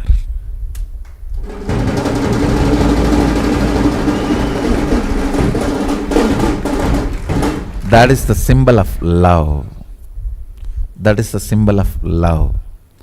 So in all power manifestation, make sure we are highly integrated. We are highly integrated. Not for anybody else, but for Mahadeva, but for Sadashiva, but for Mahakala. Understand? When you are completely integrated to him, the confidence he showers on you is the best power you can have. The confidence, the feeling empowered. I tell you, even if an ordinary person loves you, how much you are empowered, feeling empowered. If Sadashiva loves you, what will happen?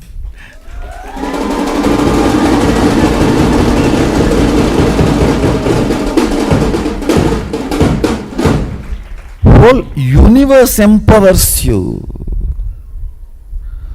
Whole universe is empowering you. Understand? His love is the most empowering. Causeless joy and ecstasy manifests as powers and causes your reality. So, essence of today's satsang. Use all power manifestations every moment. Ultimately, what is power manifestation? The strength of your oneness with me. That's all. The powerful declaration of your oneness with me. Use that every moment to manifest what you want in your life. Declare what you want in your life, oneness with Swamiji. When the self-doubt comes, complete it. Again declare. It's a war between you and your self-doubt. Till the self-doubt becomes powerless, go on declaring. That is what I call manifesting.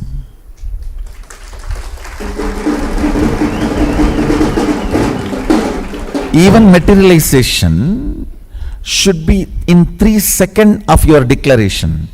When you bring yourself to that oneness, let Swamiji express through this body and let it materialize. It should be only 3 seconds. The moment the sankalpa comes out of your mind, within 3 seconds it should come out of your hand. Then it is materialization. Only then it is materialization. Understand? If it is not happening, then there is a self-doubt, self-denial, self-hatred. Complete it. Again start. Complete it. Again start. Do it with absolute integrity. And I commit with you all, Sadashiva will manifest.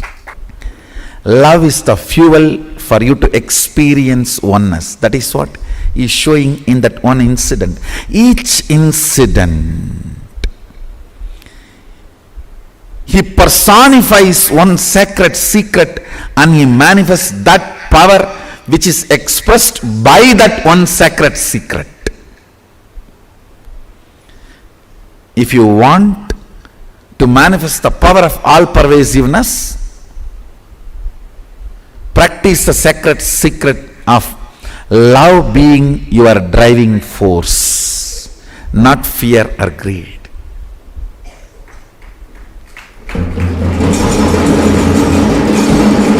that will establish you in oneness, and that will manifest the all-pervasiveness power. It means you are still in the mood of dating, not in the mood of a permanent, settled, long-term relationship. Still you are in the mood of, let me see how works. No. Sadashiva is not available for dating. He is available only for a permanent, eternal relationship. This is the country of integrity and stability.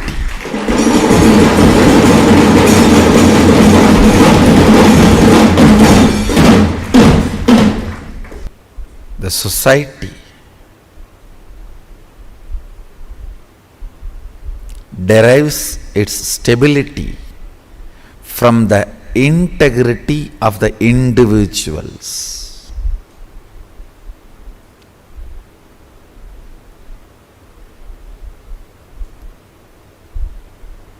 Understand?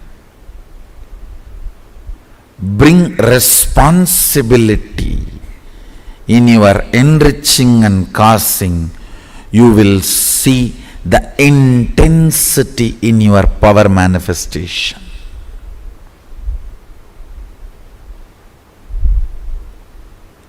Responsibility in your enriching and causing. You decide. It is your integrity, your responsibility, your stability. That is going to manifest as powers in you. Understand, the sacred secret you need to practice is integrity to responsibility of enriching and causing. If you feel you want to manifest this power more strongly, become a committed causer. So develop a responsible, enriching and causing thought current intensely. You will intensely manifest all these great powers of length, body scanning and healing. This will manifest so intensely. You will be able to do all this remotely. You will be able to perform spiritual surgeries remotely. You will melt tumors, break kidney stones, melt the fat. You will perform even beauty surgeries just through the third eye. Just through the third eye. Understand? You can alter the DNAs just through the third eye. You will manifest intense powers of logic.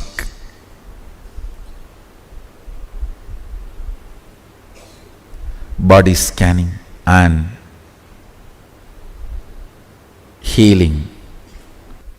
Again, I want to remind you, it is your intense responsibility to enrich and cause. It is your intense commitment to enrich and cause opens your being to Mahasadashiva.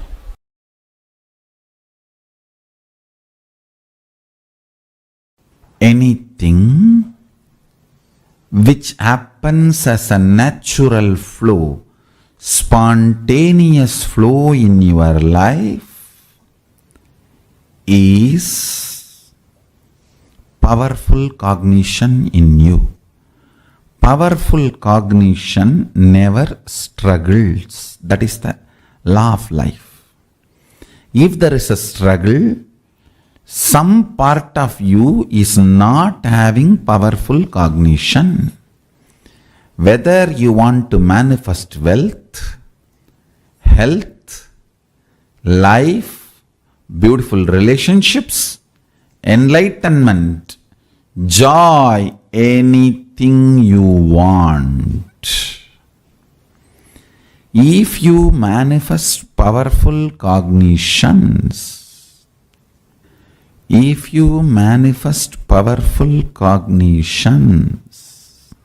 one of the most fundamental thing will happen to your life is a free flow expression. Dharma is a spontaneous natural law, manifests due to conscious decision. Listen carefully. But if you consciously decide to practice that cognition with a powerful cognition, the ultimate truth, I am Paramashiva, anything other than this is delusion and pollution in me. When you start practicing this powerful cognition, first it will start expressing in the form of peace. You will find more time you are spending in peace, then more time in bliss, more time in the space of completion, more time happiness, more time settled, more consciousness, more alive, more active, more brilliance. You will naturally manifest all this in the language, in your biology, in your chemistry, in your physiology, and you will automatically inspire this oozing powerful cognition in others' life, people around you, a natural organic enriching. Natural organic enriching always happens just by your free flow with the life, tirelessly, understand. So now, I gave you one example. Again and again and again infusing the ultimate cognition, I am Paramashiva, into your buddhi. Every possible way you can cognizing it. Every possible way manifesting it. Every possible way living it. Decide from now, let Paramashiva reside in this. Understand, never doubt the power of your powerful cognitions. They are 10,000 years you might have abused your body. Even 10 minutes if you invoke Paramashiva, he possesses you. He owns you. He just manifests you. Understand? He does not bother. Light does not bother whether the room was in the darkness for 10 years or 10,000 years. It just comes and lights up. Paramashiva does not bother. You lived in ignorance 10,000 years or 10 years. The enters and just manifests. Immediacy, instant effect of Paramashiva's powerful cognitions is not dependent on the longevity of the practice, but the quality of ability to cognize. It depends on will persistence, conscious decision and will persistence, the quantity. Because of your powerful cognitions,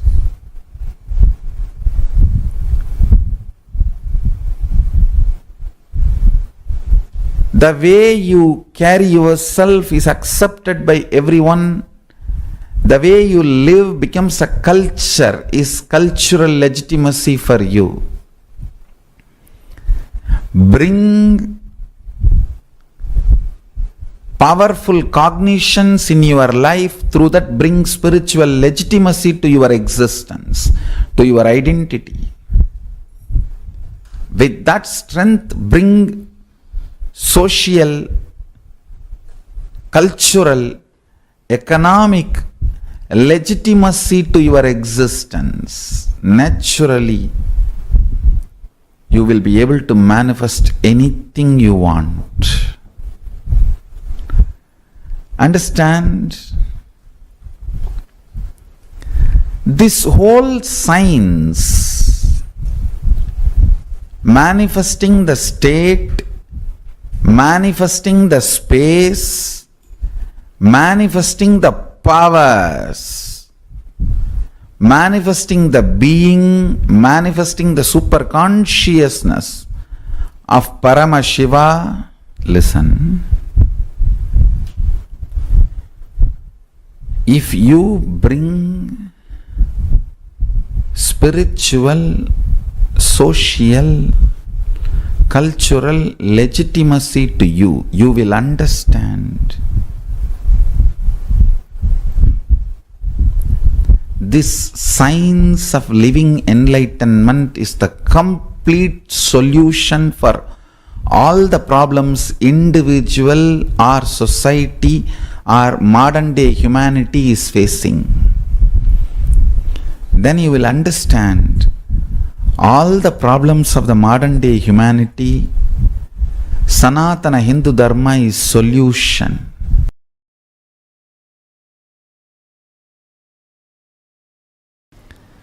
Every day religiously play with powers.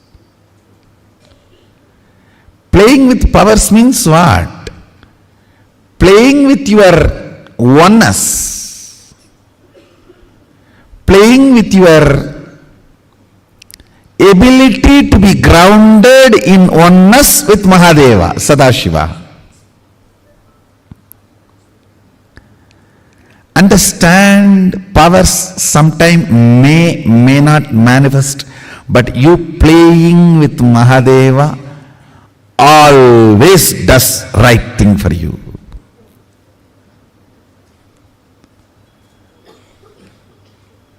That's the best thing for you. Sometimes the food you ate will be digested, sometimes may not be digested. That does not mean you will stop eating.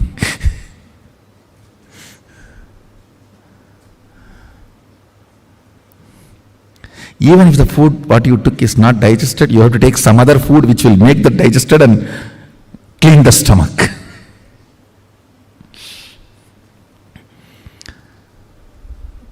Some people ask me, what is the solution for power not manifesting? Solution for power not manifesting is power manifestation. That's all.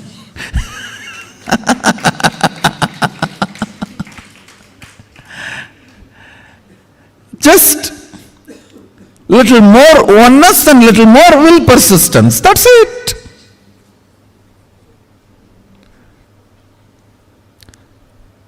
Power manifestation will automatically make you integrated. Man with $1 billion will not lose his integrity for a penny on the street. Law of life. Understand? Law of life. Integrity is a law for the poor man, moral for the middle class man, way of life for a rich man. I am not talking just in ordinary money sense. I am talking from the sense of powerfulness. Integrity is the law to be enforced on a powerless poor man. It's a moral to be taught for a middle class man who faces ups and downs. It's a royal way of life. Raja Vidya for powerful being. So all your energy, your effort, your will, persistence should go on power manifestation. So naturally, your idea about you will be raised. Understand? You just need to feel all the time you are Harry Potter. Means we can create a new word, Harry Potter.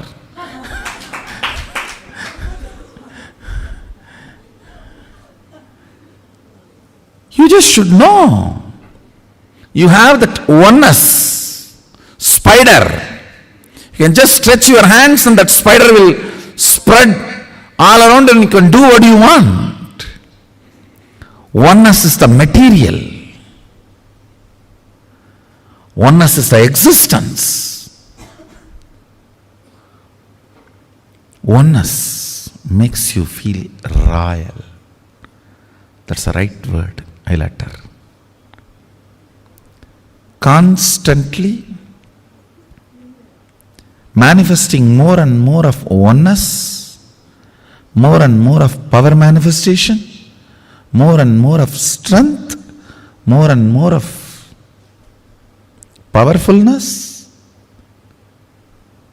Integrity follows powerfulness. I tell you honestly,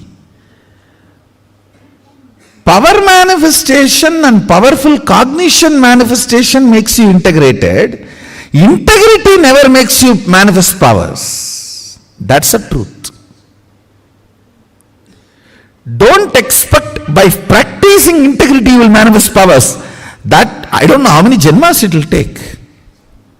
Go on manifesting powers that will actually make you healthy, wealthy. For example, if you are moving a matter, don't think just you are only moving a matter. You will be cleaning your liver and kidney and heart during those moments. If you even medically test, your internal organs will be at their best performance. When you move a matter, time stops working on you and the anti-aging happens to you. A reversal of all the physical damage done to your body by time happens. If you just move a matter through power manifestation, your yoga will become amazing. Your digestion will become amazing.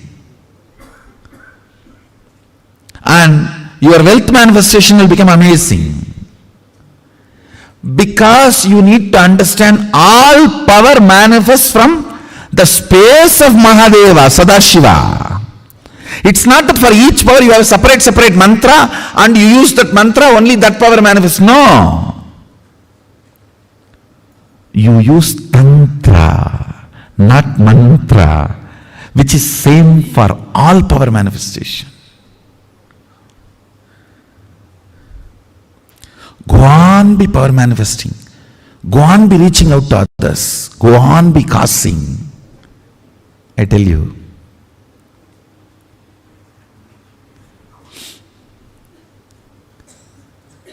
That just makes you a pure channel of Mahadeva, Sadashiva.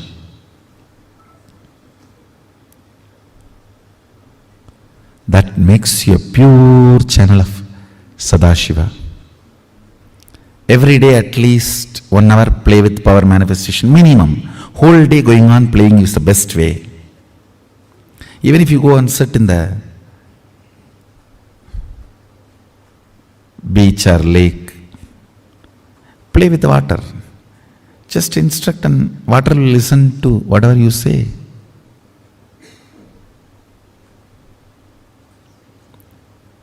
Be part of this Sangha. That will help you tons of ways to do power manifestation. More and more do power manifestation. Let your life be built, grounded on power manifestation.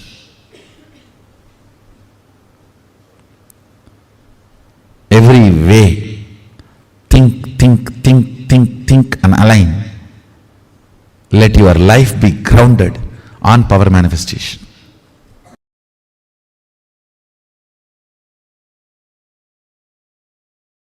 Power manifestation is too simple and really too powerful and too useful for your day-to-day life. It's a most useful spiritual practice. It is intense prayer, intense Advaitic oneness, intense yogic samyama, and intense Shaktipada and Shaktinipada. All put together I have given as one method, power manifestation. Just three things. Listen, Paramashiva is inside you, cognize it. And he is endless resource. And he is waiting to manifest for you. And you just need to connect with him, declare your integrity to him, and make Satya Sankalpa. That's it. That's it.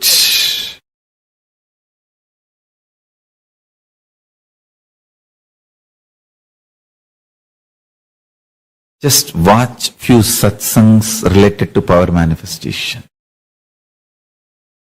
See how I had initiation from Arunagiri Yogeshwara, from Nerur Sadasiva Brahmendral, from Mahavatar Babaji. All those stories, just read. How I had initiation from Annamalai Swamigal, Isakki Swamigal, Raghupati Yogi. Read all these stories. Every line will give you a deep understanding about this whole science.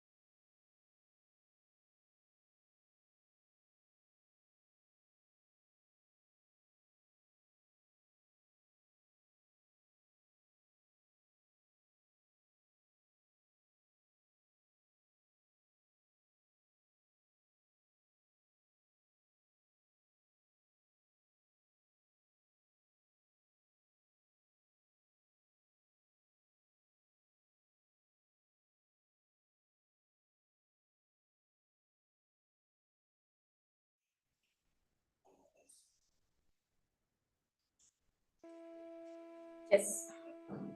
That was a beautiful revelation. Swamiji spoke on the science of power manifestation.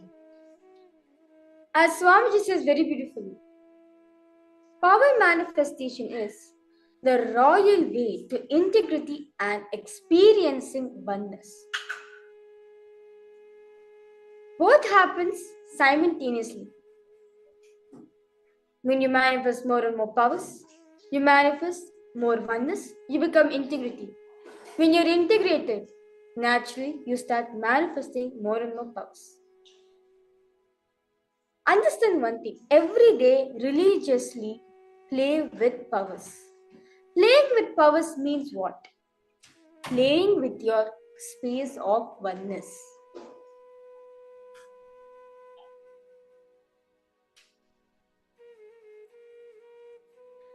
Playing with your ability to be grounded in oneness with power manifestation. Power manifestation and powerful cognition manifestation makes you integrated.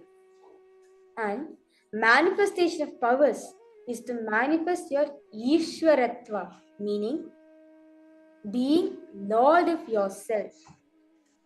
Ishvara means what? Ishvara means Lord. Ishwaratva means the space of being a leader, the space of being your own Lord. So all participants understanding, Ma Anka Mindruta, Ma Jenny Trang, Ma Kaili Wong, Ma Vipul Sharma, Ma Alejandra. So I request all participants to pose any questions, any clarification, any doubts you have. Please feel free to post in the chat section. So now understand one thing. Why? Now all of you will be understanding. Okay, I have come for a Paramashivoham program and I want to get rid of myself of all the pain, suffering which I'm having in my life, and I want to manifest my realities, but it's taking time. Instead of giving me the precise technique for me to manifest what I want, they're making me to manifest more and more power. Why? Understand what Swamiji is saying. Power manifestation is all about the space of oneness. When you manifest the space of oneness within yourself again and again and again, every single day, manifesting power leads you to experience leadership consciousness, which is manifesting the space of Ishwaratva. Most of the time, what we do in our life, if Swamiji is giving you a technique, or Swamiji is giving you a meditation process, or let's say even a technique for you to manifest whatever realities you want. Yes, for first 1 week you will manifest. After that, you yourself get bored from it. Instead of looking at what all the possibilities, what all solution has come into our life by doing this power manifestation, by doing whatever Swamiji says, we only look at the aspect how we are not manifesting whatever we want. Instead, we are just enjoying the space of being victimhood. As all of us learned in the yesterday's session very beautifully,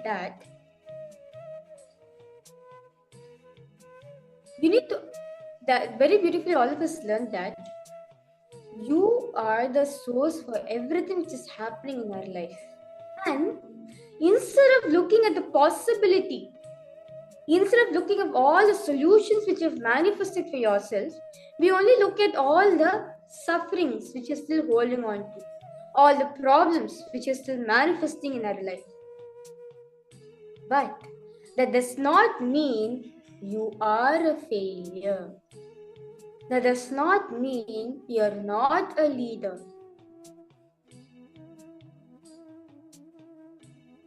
As Swamiji says very beautifully, all the best things in your life comes from your consciousness, and all the negative things from your life, all the bad things which have manifested from your life comes from your body. So, if you want to experience Ishwaratva, for you to experience the state of being a lord, being a leader, the only simplest way and quickest way for you to manifest this consciousness is through power manifestation. Why? Because Power manifestation leads to experiencing the space of leadership. You naturally feel you are one with everything, you are source with everything.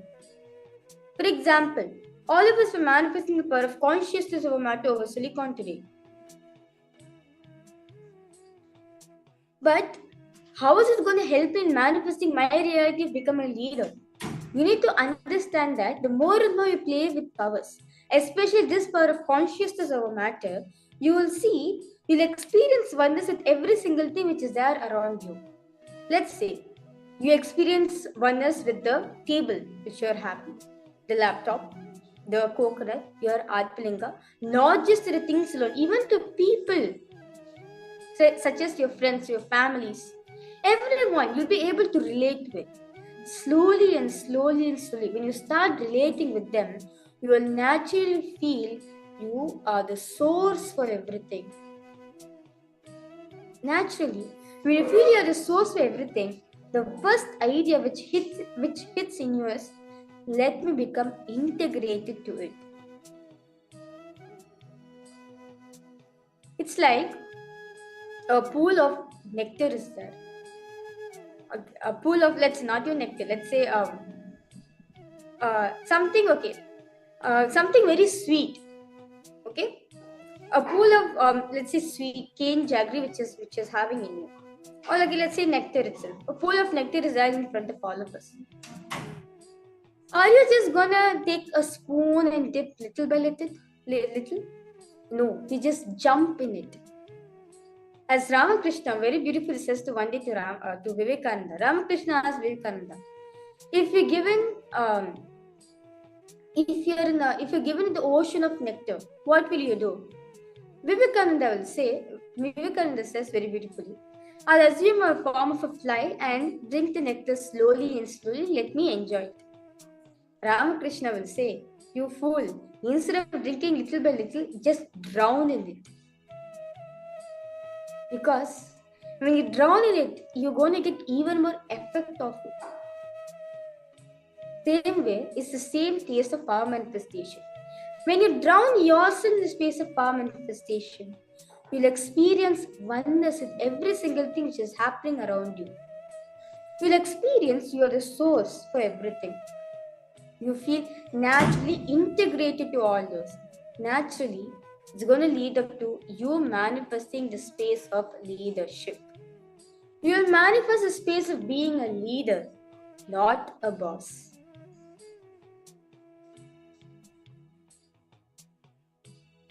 So now, so all participants understanding Ma Mahama, Ma Jenny Trang, Ma Kylie Wang, Ma Alejandra, Ma Maria. Request all of you to post your understandings on why power manifestation, how power manifestation is the royal way to oneness and integrity. Now, I request all participants to pen down all the places in your life where all of you feel integrity, authenticity, responsibility in enriching as a binding moral, as an instruction, as a rule that is suffocating you. Pen down all the situation without single edition, without editing a bit.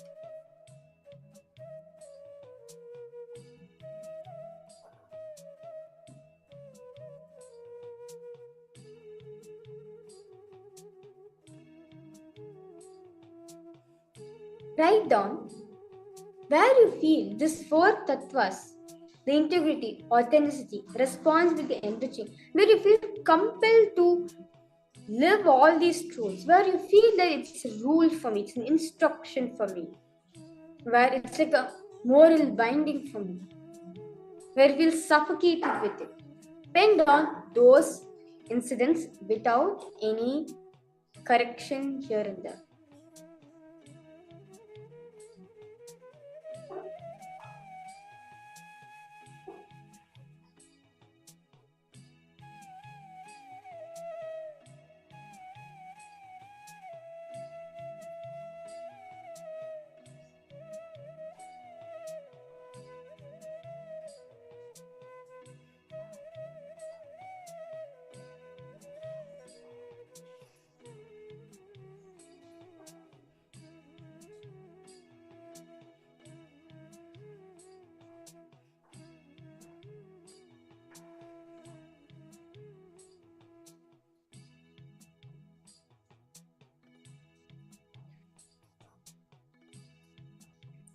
I request all participants to do this exercise very sincerely.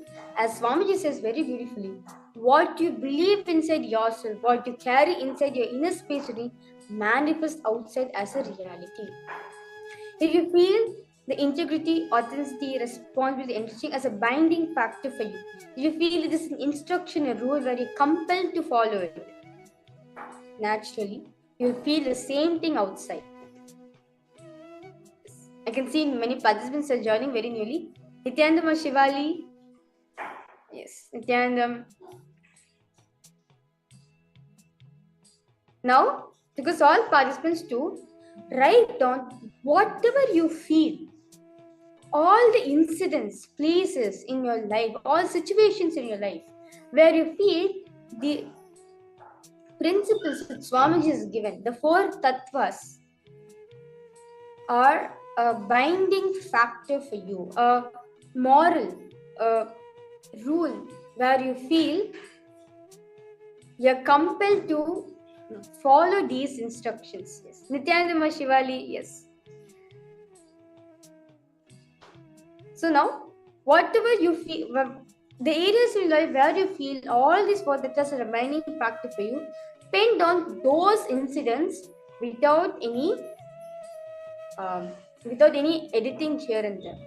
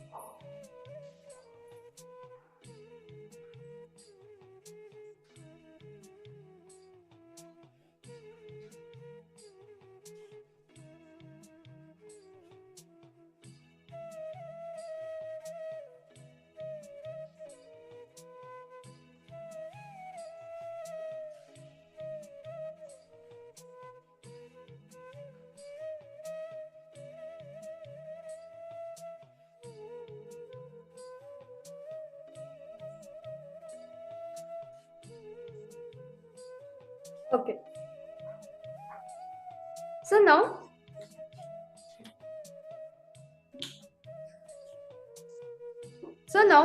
all of you have written the incidents, the areas in your life where you feel these 4 tattvas was a rule for you, where you have to, where you're compiled to, where you're necessary, where you're forced to follow these. Now, understand, all the spots are your blind spots. You have incompletions there. You need to change your cognitions. You need to complete and manifest powerful cognitions and realize integrity is a power, authenticity is a power, responsibility is a power, and enriching is a power. All of us need to know, Swamiji says very beautifully, you manifest not what you think, you manifest what you believe. If you believe these 4 tattvas, if you believe integrity, authenticity, responsibility, enriching as a rule for you, as an instruction where you're forced to follow it, then you experience, then understand, you'll manifest the exact same scenario for you. Where you feel forced to where you're forced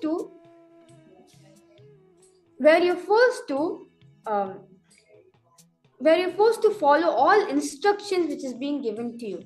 Instead of taking the instruction as an inspiration, you'll only take the instruction as if you're being forced to follow it. But you need to understand, all these incidents which you have written in your life are nothing but blind spot. See, you want to manifest something great in your life. All of us want to manifest a beautiful relationship. All of us want to manifest the space of leadership. But it's not manifesting outside. then where is it there is a gap? That gap between your intention and your manifestation, this is this gray area. It's what Swamiji calls as blind spot. Meaning, what you're thinking inside yourself, what you're believing, and what your manifestation is completely different. This is the area called the blind spot area. You need to look in and see that where inside yourself is you are cherishing a wrong cognition. Meaning, where you feel this for tattvas or like a instruction or a binding factor for you to manifest a good relationship, a good job in your life. As Swamiji says very beautifully, when you find out this gray area, when you find out this blind spot, you will understand integrity is a power.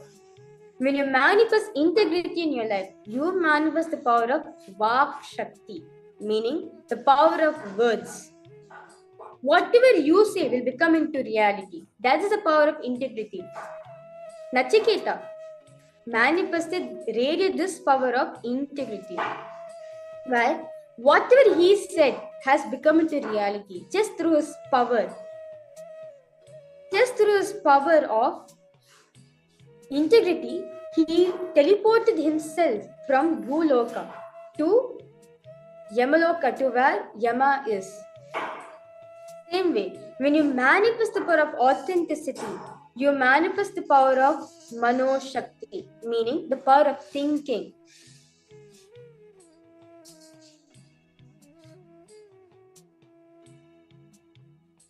And when you manifest the power of integrity, you naturally radiate the power of Prahlada, where just with his integrity, he was so integrated with the idea of Mahavishnu is there everywhere. So no matter whichever pillar he pointed, Mahavishnu was forced to come from that pillar out. As Swamiji says very beautifully, when Mahavishnu was lying down in his Samadhi Sesha, suddenly he got up and started running. And Lakshmi asked Mahavishnu, what's happening? Why are you running so fast? What's happening? Then Mahavishnu will say, Prahlada is moving his finger now. I don't know where he's going to point.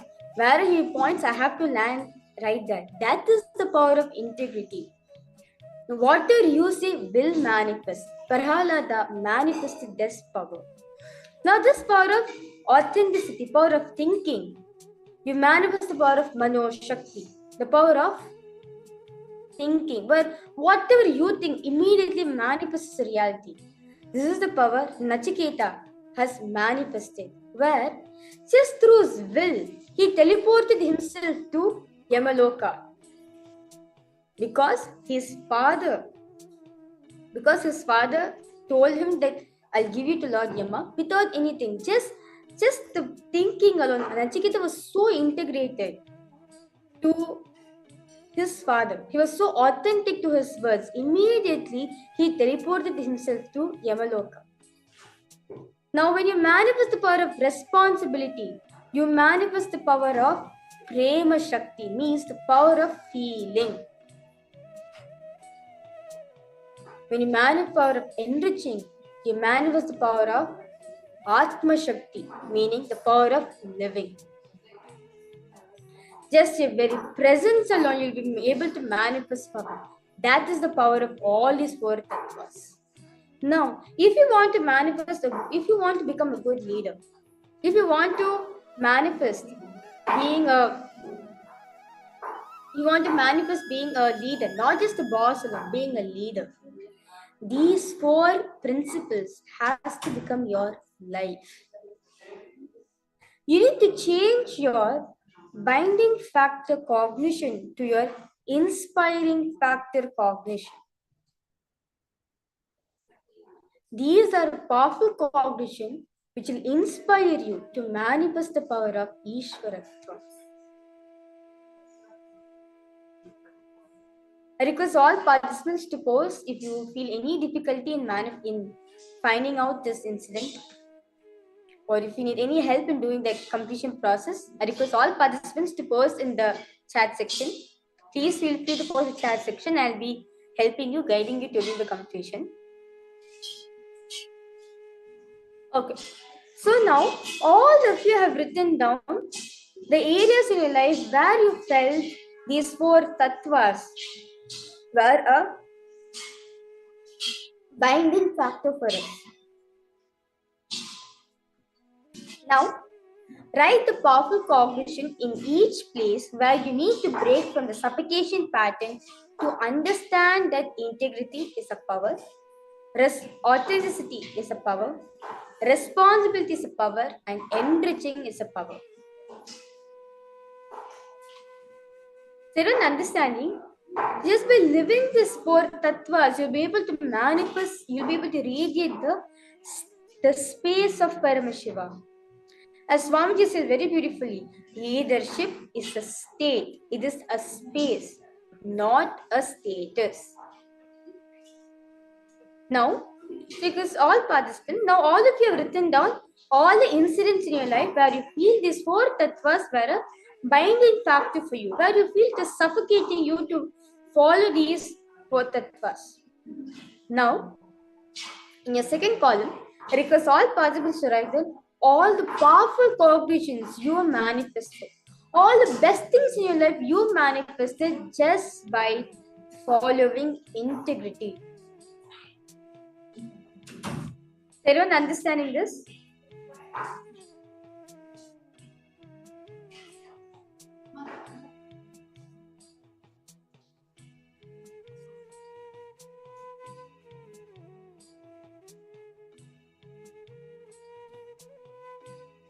Write down each powerful cognition. Write powerful cognition with each of the incidents which you have written, so that you will understand that these four tattvas, these four principles are a power for you to manifest Ishvaratva, leadership consciousness for us.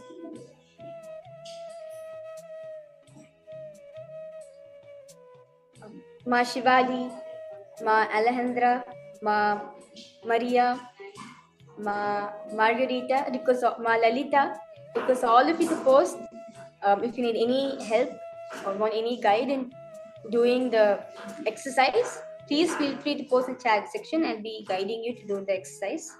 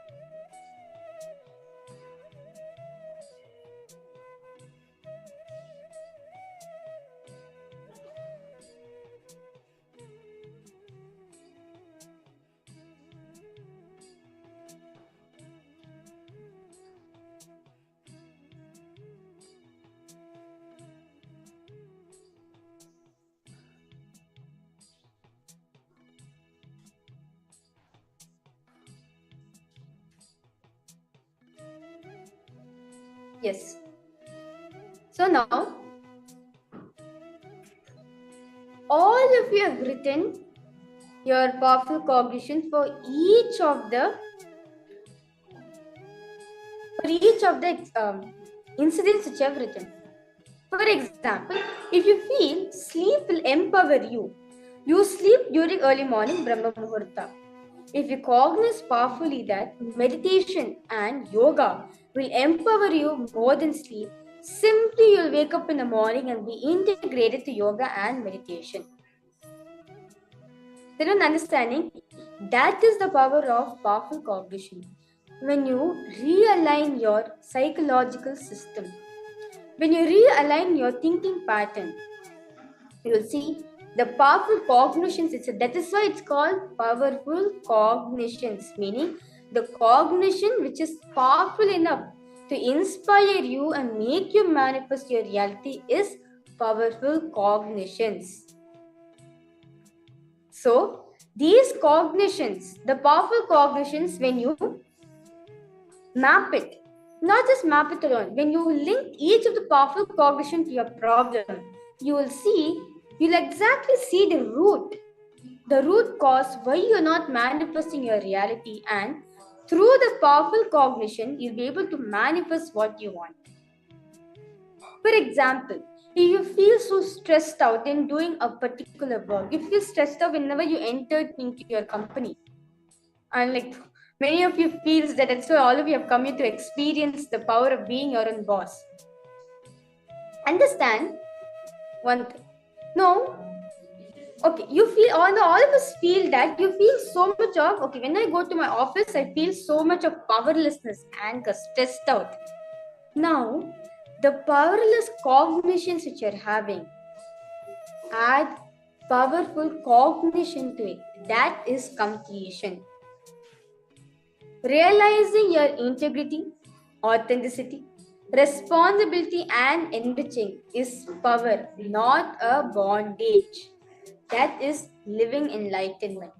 Okay, Lalita, you have posted integrity in all the situations. I feel suffocated because I have to do exactly like they want, not asking how I am feeling. See, Ma, understand one thing. Integrity is not like a principle which you are compelled to follow. It is an inspiration out of which you need to follow. Swamiji says very beautifully, when you manifest integrity, when you just live integrity, you will manifest the power of Vak Shakti, meaning you will have the power to manifest whatever you want in your life just by saying. The power of word, the power of speech. That is the power manifested from, that is the power you manifested from integrity. Now you're asking for authenticity, ma. So now for authenticity,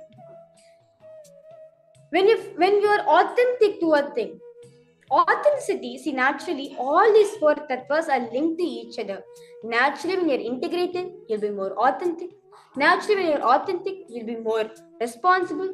When you take more and more responsibility, naturally you'll become your life goal, your life mission as enriching. Swamiji says what is the exact definition of integrity? Integrity means integrity means you honoring the words and thoughts which you give to yourself and others in the space of completion. From the space of completion is integrity. When you manifest this definition, ma, you will see, you manifest the power of Vak Shakti. Whatever you want will naturally manifest. For example, if you say, within next half an hour, I'm going to manifest a huge amount of money for me to manifest SJP. Immediately within half an hour, you'll manifest huge amount of money for you to experience SJP. That is the power of integrity. When you're integrated, you become more authentic. What's the definition of authenticity? Authenticity means doing to your peak possibility, to your maximum possibility. That is being authentic. For example, many of the times when you go to work, we only work from 9 to 5. And you'll say, this is my peak possibility, this is how I can do. But When you sit inside in yourself and you ask, did I do it authentically, to my fullest capacity, to my fullest possibility? Actually, you will not have done it. Many times, all of us misinterpret the meaning of authenticity. Authenticity means doing the peak of your possibilities, not doing the peak of how much you can do. Doing the peak of your possibilities which you can manifest. That is authenticity. When you manifest the power of authenticity, you will see you manifest the power of Mano Shakti, meaning just by thinking you'll be able to manifest the power. Not just words alone, just thinking enough, just by thinking it, so you'll manifest. That's the power of authenticity. Now, when you're integrated, when you're authentic, naturally, responsibility comes.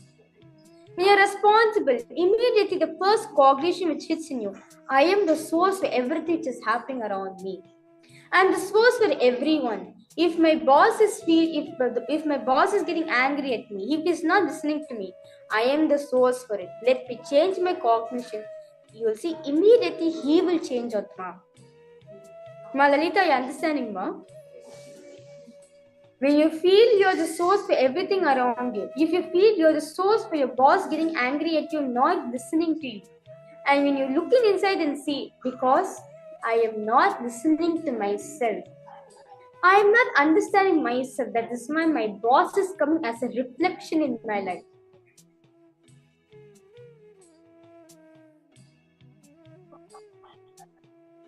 Let me take responsibility for it. When you take responsibility for it, Mama, you will manifest the power of. You'll be able to self. You'll be able to manifest the power. Naturally, when you're responsible, from the space of integrity, authenticity, and responsibility, you will naturally inspire others, enrich others to follow these four tattvas. When you manifest the power of enriching, yes, everything is from inside to outside. Yes. Now, when you manifest the power of enriching, you will see, you manifest the power of Atma Shakti, meaning the power of living. Just by your very presence itself, you'll be able to manifest powers. Why? Why is it when we sit with Swamiji, just by very presence itself, we feel very complete. We manifest what we want, because Swamiji is embodiment. He radiates these four tattvas. That is why anything which comes in his way, any obstacle you put in his way, he is able to overcome it, because he is radiating, he is living these four tattvas. Now, I request all participants to spend few minutes with yourself, bring powerful cognition, experience, completion, and inspire yourself to follow these four tattvas. So all participants understanding, Ma, Jacqueline? Okay. Ma, you're saying that I have a little problem. I need that clip. It's not logic, a mood. Okay. See, Ma. Okay. If you feel that, exactly, you see, now you pointed out problem saying that you feel that no one is listening to you. I only feel compelled to, others should listen to me. Right, Noma? You feel that I should listen to others, but nobody is listening to me. This is the exact thought current you're feeling, Noma.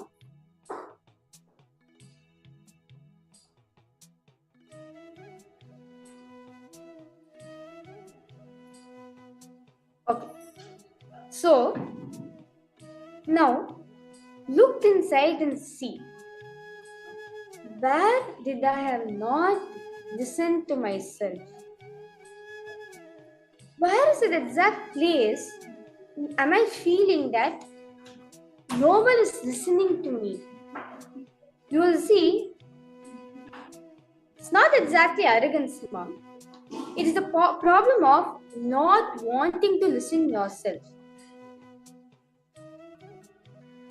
It's the problem of you not spending time with yourself. As Swamiji says very beautifully, whenever anybody is not listening to you, if you feel nobody is listening to you, you need to understand that you have not started listening to yourself. The person who is not listening to you is nothing but a reflection of your non-listening space to yourself. So, instead of looking outside and saying, why this person is not listening to me, look inside yourself and see, why am I not listening to myself? Ma Lalita, are you understanding, ma? Look inside and see, why am I not manifesting in myself? Because the other person is nothing but a reflection of you. He is part of you. So, ask yourself, why am I not listening to myself? Why am I experiencing the space of non-listening to myself? Naturally, when you complete with this thought current, you will see intense energy will start manifesting for you. Yes, ma, it's that exactly.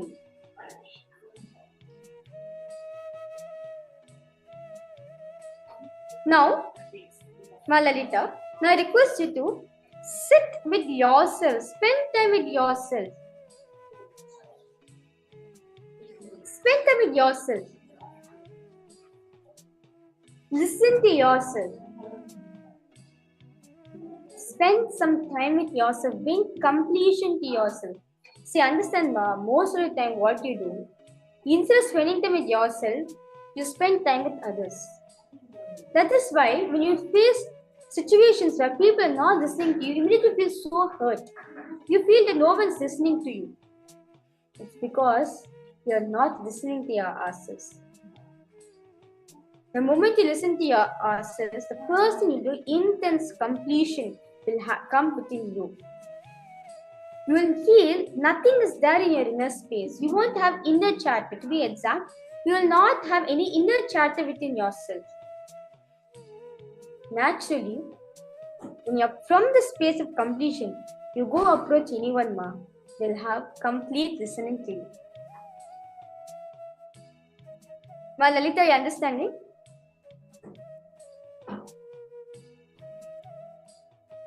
See, very beautifully Paramashiva says in the Vedas and Agamas, Sarvam Deham Chinmayam Hi Jagatva Paribhavayet Yugapan Nirvikalpena Manasa Paramodayaha.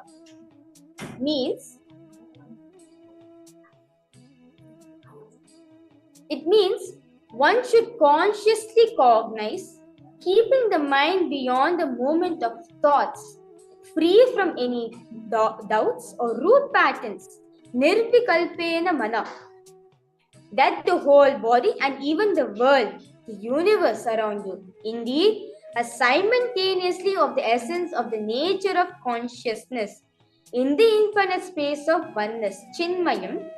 The supreme awakening happens where one manifests the cosmic body within themselves. This beautiful sutra technique which Parmeshwar has given in the Vijnana Bhairav Tantra, Sutra 63, Dharana 40. So now, Ma Lalita is saying that I thought I'm selfish because I love to be a loner. Yes, ma. See, you need to understand, you are your own friend, you are your own enemy. Krishna very beautifully says in the Bhagavad Gita, Uddhare datmanatmanam, natmanam avasadayet, atme varihatmano bandhur, atme varipuratmanaha. Meaning, you are your own friend, you are your own enemy. Raise yourself by yourself. Nobody else can raise you, only you have the power. Your life reigns is in your hand. Raise yourself to higher consciousness so that you start loving yourself. When you start loving yourself, Nama, naturally people around you also start loving you.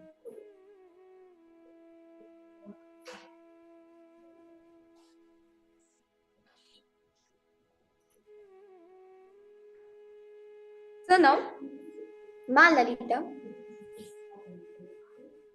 during the palm manifestation, sit, listen to yourself. Spend some time with yourself every day evening. What you can do before going to bed. Spend some 21 minutes with yourself. Or what all the thought currents, what all the impossibilities, incompletion you had. Write it on a piece of paper and declare completion with it. Or what you can do, you can have if you have the Living Enlightenment book, just randomly open a page. You will see Swamiji will give you a powerful cognition for you to live. That is a powerful cognition which you need to use for you to manifest what you want. Or you can also open the Bhagavad Gita book and just open any random page. You will see Krishna will beautifully reveal you the completion technique, the solution for you to manifest what you want. Wow. Yes. So now, all the participants, I request you to post your understandings, your experience during this powerful exercise. We'll be moving ahead to the power of power manifest. We'll be moving ahead to manifesting the powers. As Swamiji says very beautifully, manifesting from the space of oneness is power manifestation. When you manifest from the space that you are source for everything, let me enjoy myself because I am Paramashiva. That is the power of power. That is what is power manifestation. Yes, so now you say you love Bhagavad Gita. Now take the same Bhagavad Gita book which you have, Swamiji's commentary. Keep it in front of you. Open any random page. You will see Swamiji will reveal you a beautiful technique, a beautiful completion process, a beautiful powerful cognition for you to solve all the problems which you're having on that day. Not just that day alone. Even for next day also you can use it. Yes. So now, with this beautiful space and understanding, let us move ahead to power manifestation. As all of us today, beautifully, all of you are manifesting the power of consciousness over matter on silicon. We'll be continuing to manifest this power. Understand, the matter, the object which you're having represents your obstacles which you're having in your life. It represents your pains, your suffering which you're having in your life. Now, you sit as Paramashiva. Remember Swamiji in your life, declare, I am Paramashiva. I am declaring completion with this matter. I am declaring completion with this problem which I am having in front of me. From the space of completion, command the object to move. Immediately, obstacles in your life also will start moving. That is the power of consciousness over matter. It's not just infusing your consciousness over matter alone. Is also infusing your consciousness over your patterns, over your obstacles in your life.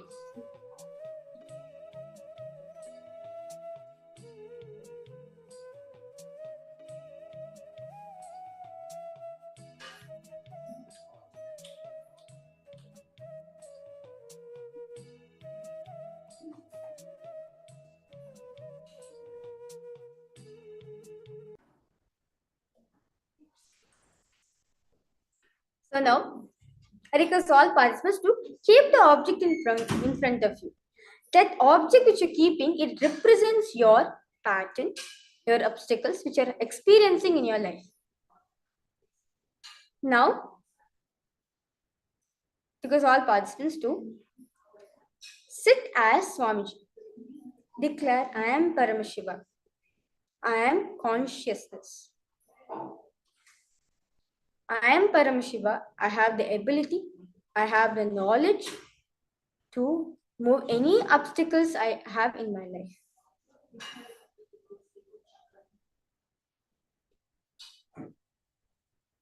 You can, all participants, you can start chanting the Mahavakya.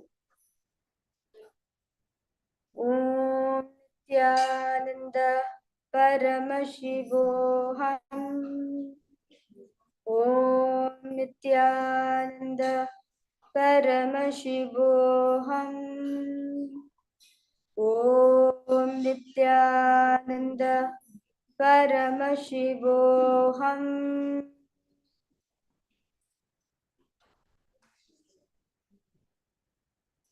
Now, from the space of oneness, from the space of completion, look at the object with all your three eyes. Look at the obstacle which you have kept in front of you with all your three eyes and command it to move. You will see simply the object will move. Simply all the obstacles in your life which you are facing will simply get dissolved. You can continue chanting the Mahavakya.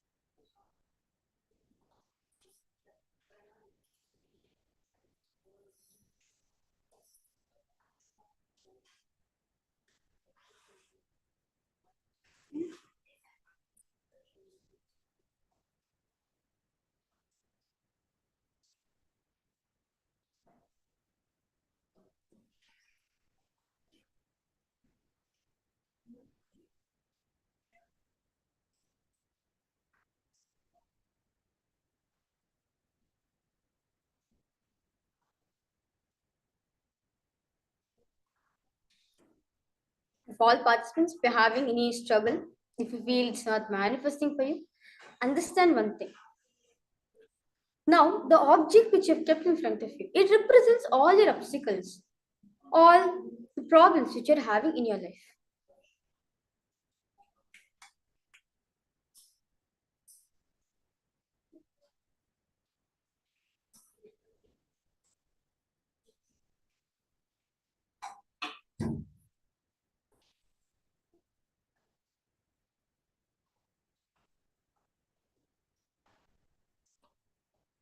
Yes, sorry for the technical glitch.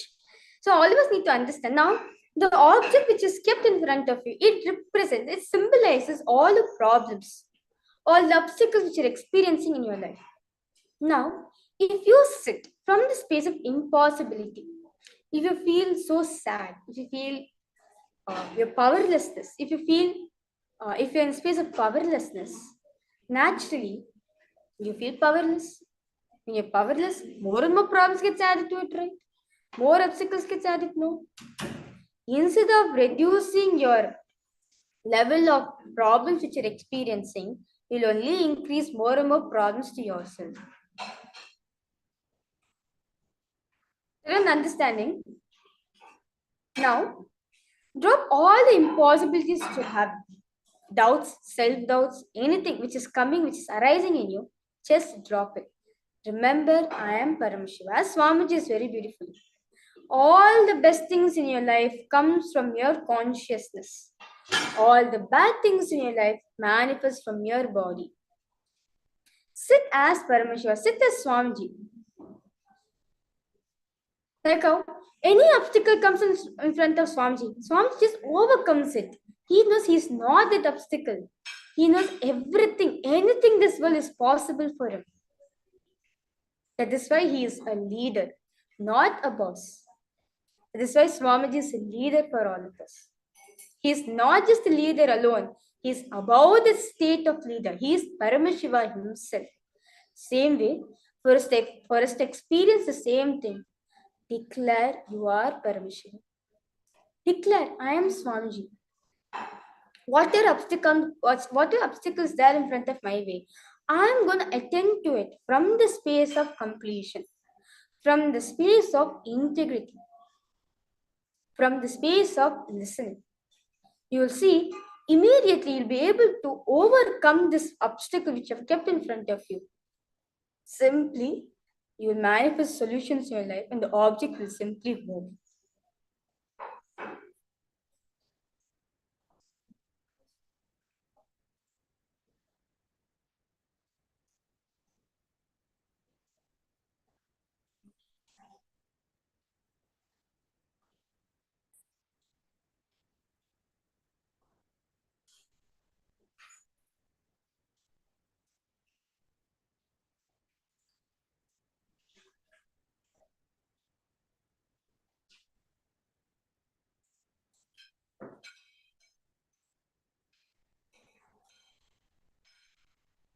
Just through power manifestation alone, you'll be able to move not just up your obstacles alone, but even others' obstacles also will simply be able to move it.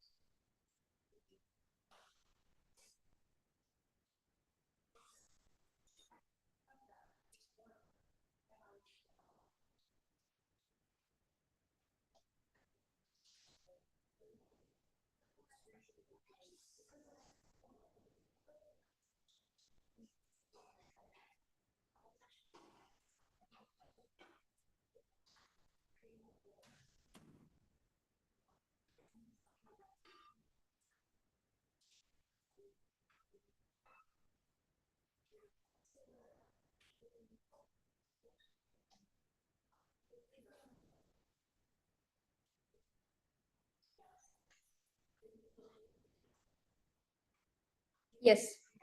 Now, request all participants to relax and post your powerful cognitions, your clicks, your understandings which you got from this session. As Swamiji says very beautifully, power manifestation is a royal way to experience oneness and integrity. Now, request all participants to take few moments, head to Facebook, post your experience, your powerful cognitions which you got from the session.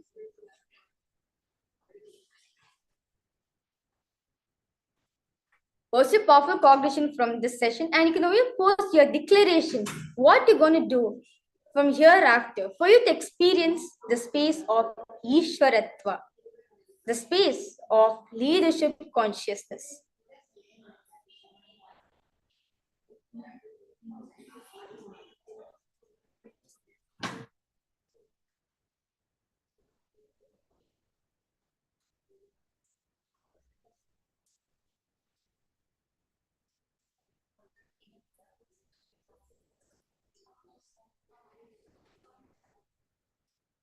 And I request all participants, you can also post your power manifestation results also. How you felt during the manifestation. What is the experience, the clip which you got from manifesting the power?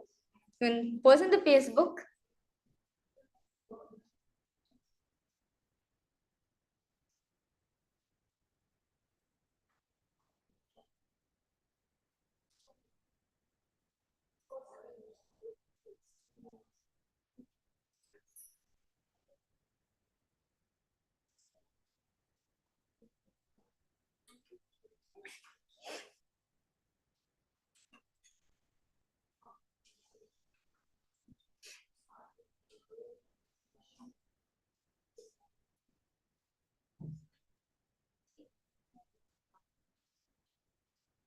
Okay. So with this, we'll be moving ahead to the next session, an exciting session for all of us.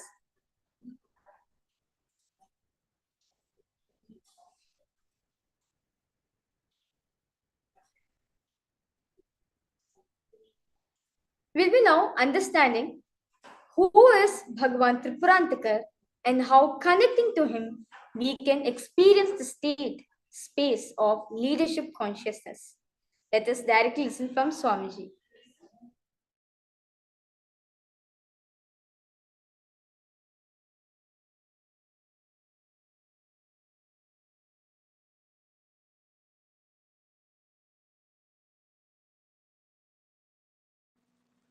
Tripurantaka. This is the form in which he opened his three eyes. The manifestation as Tripurantaka, he opened three eyes and burnt Tripurasuras, the three demons who had three worlds for themselves. He burnt all of them just through opening the third eye. So, this manifestation is Tripurantaka Murti. If you want to destroy negativity, invoke him. Invoke Tripurantaka Murti, he will destroy it. The story has a beautiful meaning. I have seen many times. People come to me, Swamiji, I have this problem, I have that problem. Please help me. If I try to help, suddenly they will have their ego. What kind of help we can give?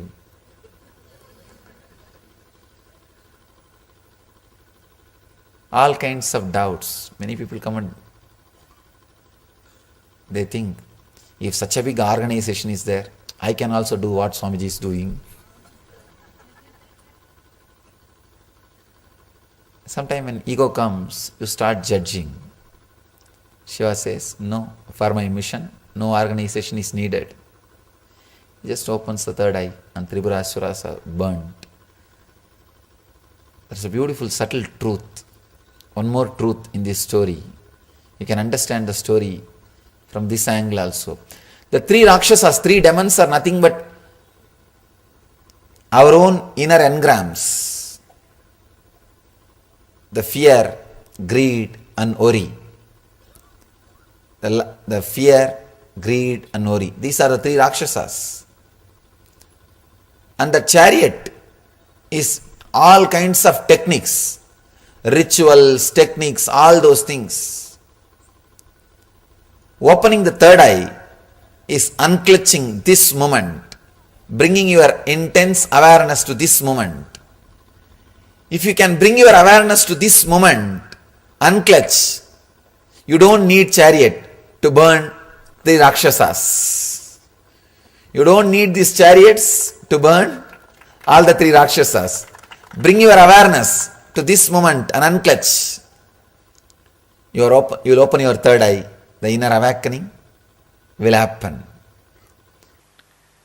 The Utsava has a great meaning when Tripurasuras, 3 Rakshasas, it's a Anava Kanma Maya, the 3 negativities, the ego, karmas and illusion.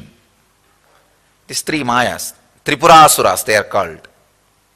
When they are torturing all the devatas, good engrams and the good qualities which you have. See, the human body is a big war field where these few things are constantly playing. Suddenly one day morning you will feel so fresh and such a strong feeling connection, love with the master. By evening some samskara will trigger and some foolish idea will come up, the full of hatred, fear, anger, anxiety, insecurity, hatred. This love-hate relationship goes on and on and on like a churning.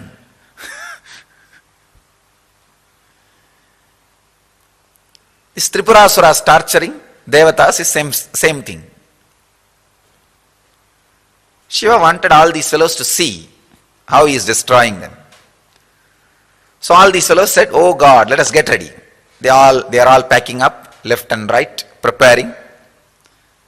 Somebody gave the suggestion, after all Shiva himself is coming to destroy, should we not make a beautiful chariot?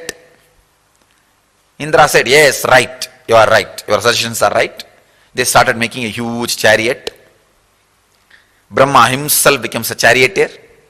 All devatas becomes the sculpture. And Chatur Vedas, 4 Vedas become 4 horses.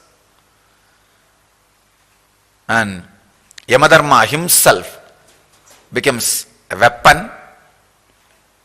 And Indra himself becomes a base plate. All the rishis and ganas and munis, everybody becomes some part of the chariot. All their powers becomes the embodiment of the chariot. And during this big process, suddenly Indra got the ego.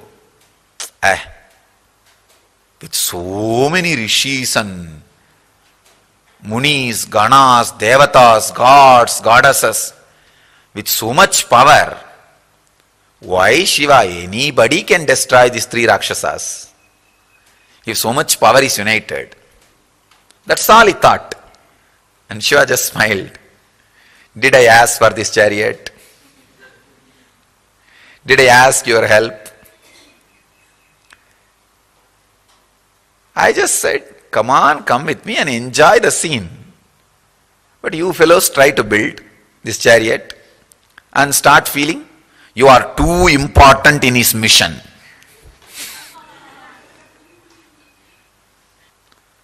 Sometimes the Indras feel that.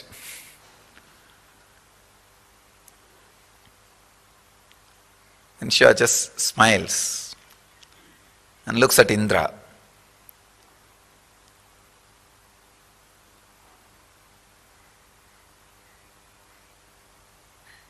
Indra understood what he is thinking, but he is so arrogant. You see, when you do something with a lot of difficulty, with a lot of thinking, you are doing hard work, not really doing hard work, thinking you are doing hard work, you can't get out of the ego. That's a big problem. So Indra has the same problem. Indra got into the same problem. What? We have done so much hard work. How can? This is too big. This is an important factor in Shiva's mission. It's not even Shiva's mission. It's for this fellow he took the job. For these fellows he took the job. And see the whole confusion. For the sake of this Devatas, these guys come and cry. He takes up the job. When he takes up the job, he just tells them, come on with me and enjoy. But these guys can't keep quiet. They will try to do something, behave as if they are doing hard work. And they will get into the ego. And then they will tell, it's all because of this hard work. So what to do? Shiva just smiles. And they have done only one mistake in building the chariot. They did not worship Ganesha. How dare you fellows create this whole chariot without worshipping me? And the moment they completed the chariot and tried to move, he came and broke the axle. Axle got broken. And now the whole chariot is down and Indra is in a big depression. He rushes towards Shiva. Only when the depression comes, sometimes sense also comes into the brain. He runs, not ordinary depression, it's like a suffering, depression because of suffering. Inability. He runs to Mahadeva. Mahadeva smiles at him and says, don't bother. Your chariot is not required. Without that, the job will be done. Just wherever he is sitting, from there he just opens his third eye. And all the Tripurasuras are completely burnt away. They are burnt. Indra was shocked, oh God, how much of energy, effort we put and created this whole chariot, and thought only because of this chariot you will be able to destroy the demon. Not only you don't need chariot, you don't even need to move. You destroyed these Tripurasuras. Now what to do? We already built this chariot. Please accept this as our humble offering. Shiva said, now you have sense. Now you have sense. Understand? It is not required for the mission which I took up for you guys. Maybe as your love and gratitude, now it can be enjoyed as pleasure. Shiva says, go and worship Ganesha first. They go and worship Ganesha first. Then Ganesha fixes the axle back. Then Shiva goes on a jolly ride. A playful ride on the chariot. Goes around all the Tribhuvanas, Sabdalokas, blessing the people. That is the Rathotsava, chariot Utsava.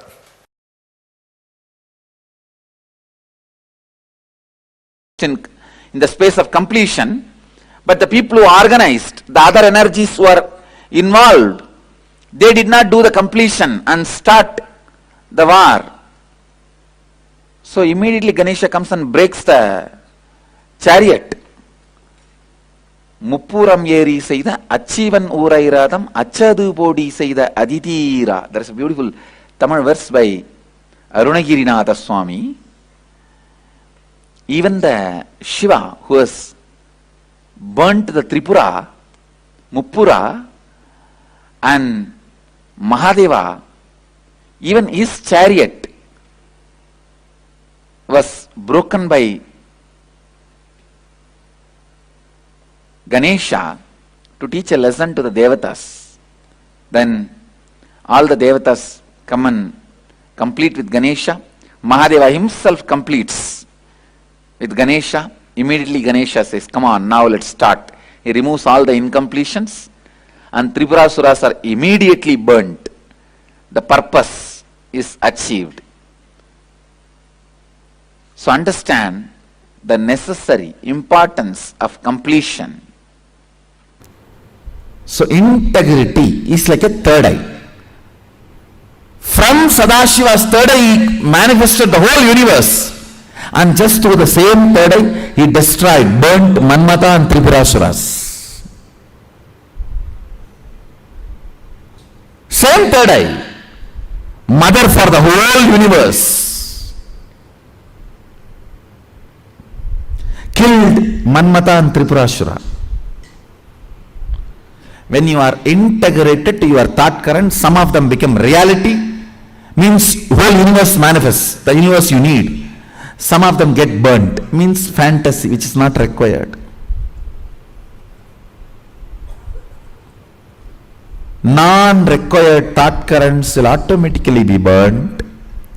Required thought currents will automatically become reality. Understand? Listen to this very carefully. When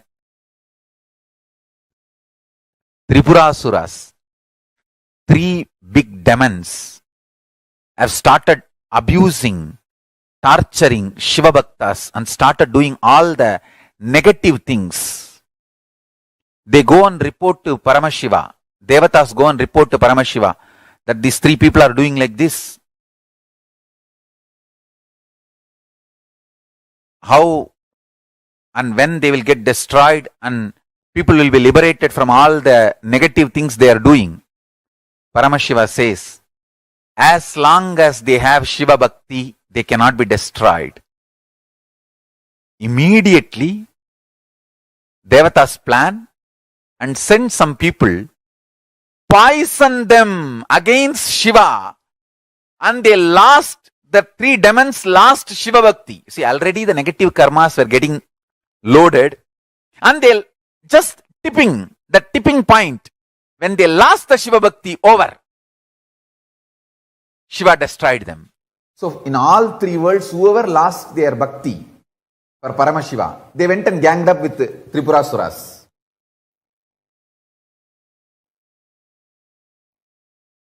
And then the Tripurasuras and their whole gang destroyed themselves by their own arrogance and their own ego and their own abuse. They destroyed themselves. Their own negative karma, they destroyed themselves. Worst torture can happen to a man is not being endowed with bhakti. Not being endowed with the bhakti is the worst hell a human being can suffer. I tell you.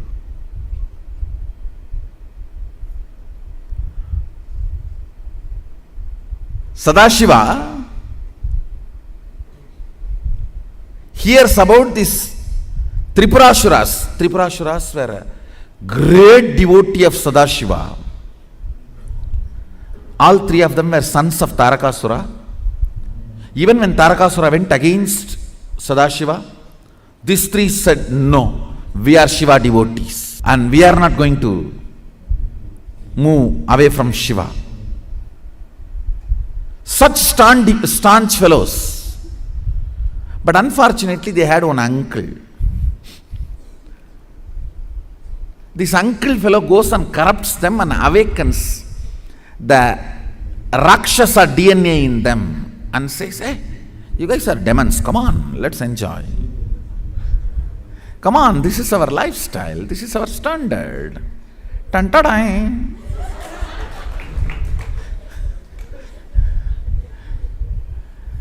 And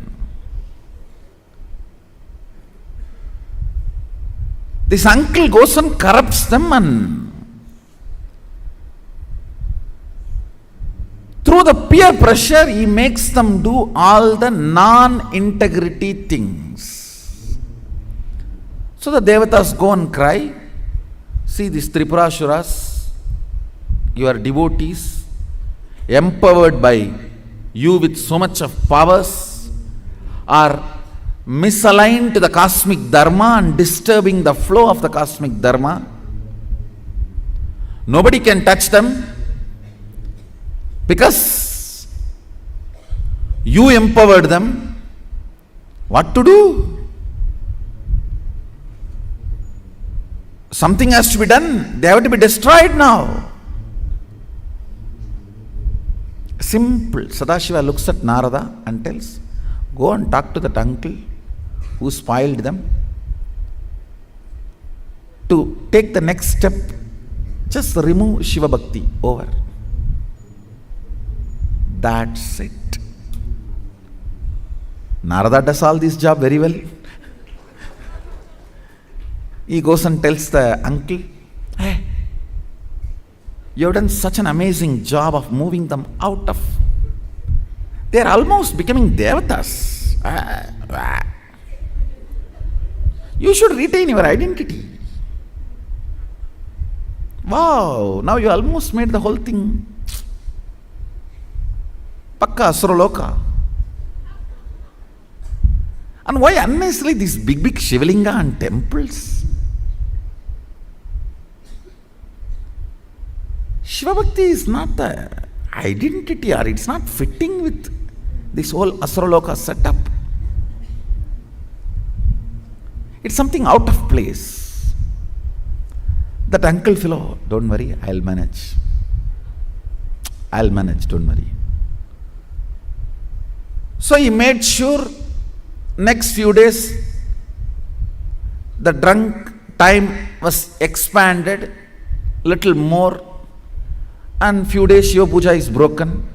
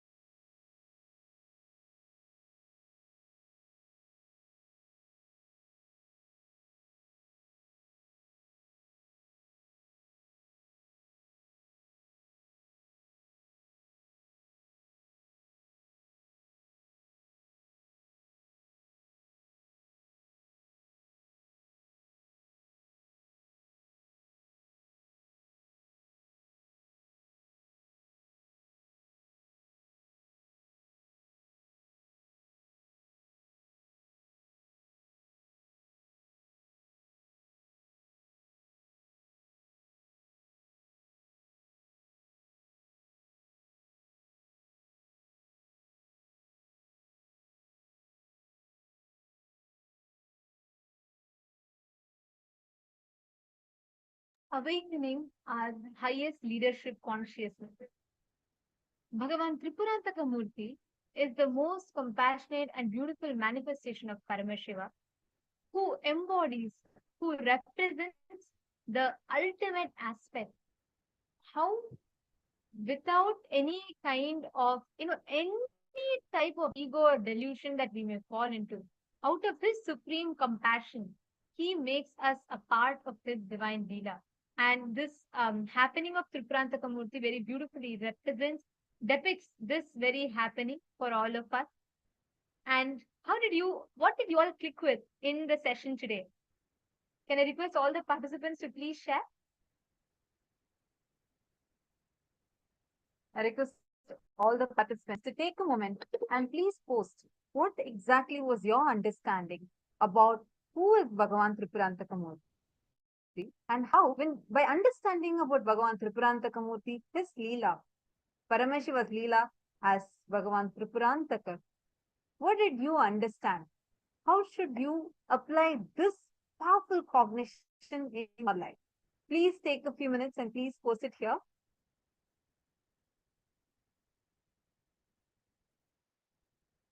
What did each of you understand?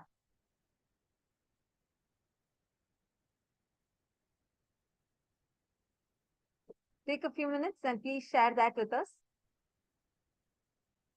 See, understand.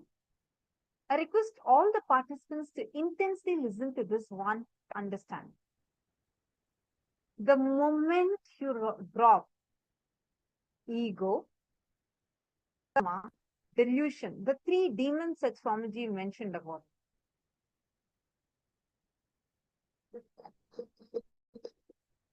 we will see how Paramashiva will manifest through us. And the only way to destroy these three is having intense feeling connection with Paramashiva, who himself has come down our Guru, our beloved Swamiji.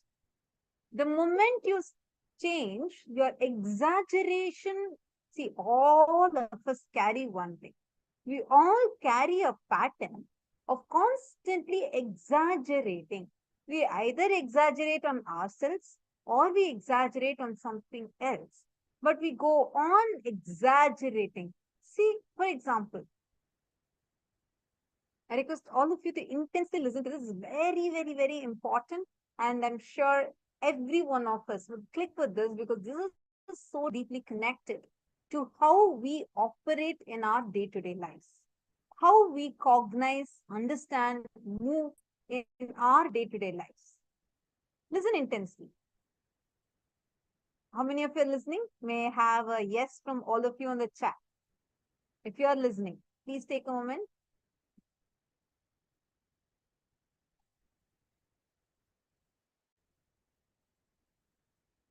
Yes, Nithyanandam, to all the viewers that are here with us. Nithyanandam, Anandameshwari, Masurya Madhu. Yes, I welcome each and every single one of you, Nithyanandam. So wonderful to have all of you here, logged in, tuned in here with us. Nithyanandam, Grazina Maria. All the viewers that are there with us on YouTube. How many of you are listening? May I know that in the chat, please. Please take a moment and please post it here in the chat.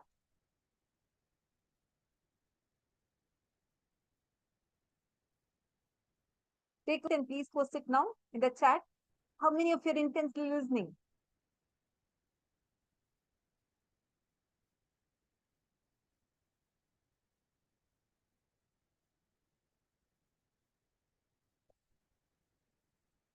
Mananda Parameshwari has posted, I really love Tripurantakamurti. When he comes the whole day, you will know that he is present. I really love this day of Paramashivoham. That is so beautiful. Thank you so much for sharing that, Ma. All the viewers that are here with us, please take a moment and please let us know in the chat, where are you logging in from? And what did you enjoy the most today? What are the clicks you have been having? And actually, I just wanted to share to Ma Ananda Parameshwari's comment. Many times I used to wonder, like, all these manifestations are Paramashiva. So what is so special? Why does Swamiji say that each Tripurantakamurti is something like, separate in itself? But then when Swamiji explained how each of these deities, they're not just another body of Paramashiva, they're all superconscious mutations of Paramashiva. Paramashiva is not just assuming another body. He is superconsciously mutating himself to manifest in another form. And there's a whole lot of a difference. It's not just like for example, when Swamiji is giving darshan every day for us as different deities, it is not just Swamiji is coming, with different Swamiji is conducting different processes or initiations. It is not that. Swamiji is super consciously mutating himself to manifest it. There's a very beautiful reference from Ramakrishna Paramahamsa's autobiography. He writes, the disciples actually record his biography, and they write, Ramakrishna Paramahamsa used to manifest the energy of Kali.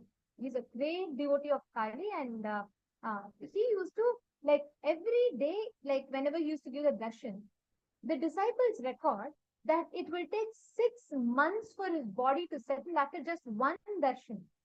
he used to give darshan as Kali Bhava, where he will, when people see him, they used to not see Ramakrishna Paramahamsa, they used to see Kali through him. It used to be such intense darshan, like people used to physically have the darshan of Mahakali through Ramakrishna Paramahamsa. But just after one darshan, he used to take 6 months to settle down into the body. His body used to mutate him itself.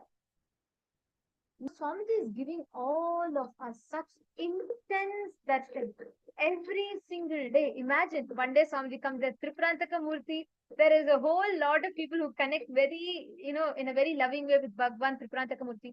So is Dakshinamurti, another manifestation of Paramashiva. When Swamiji manifests as Dakshinamurti, his whole body, being, consciousness, every consciously mutates itself to manifest as Bhagavan Dakshinamurti. Each of these manifestations, each of these happenings of Paramashiva represent that ultimate manifestation. Whether it is Bhagavan Triprantaka Murti, whether it is Bhagavan Dakshinamurti, Bhikshadana, or whether it is Gajamukha Anugraha Murti, or Gajantika Murti, or it is Kirata Murti, every manifestation has its own significance and it is immensely powerful. And today, to all the participants that are here with us, we are going to be receiving initiation into one of the most secret, one of the most powerful, one of the most ultimate powerful cognition, which is leadership. Your ability to respond spontaneously to any situation is responsibility. Swamiji very beautifully revealed this to all of us. And Swamiji also revealed a true leader is the person who is able to make decisions consciously, every moment, again and again, aligning himself to the principle of responsibility. And you can see this in Swamiji. You will never see Swamiji get stressed. You will never see Swamiji tell something like, you'll never see him have a time crunch.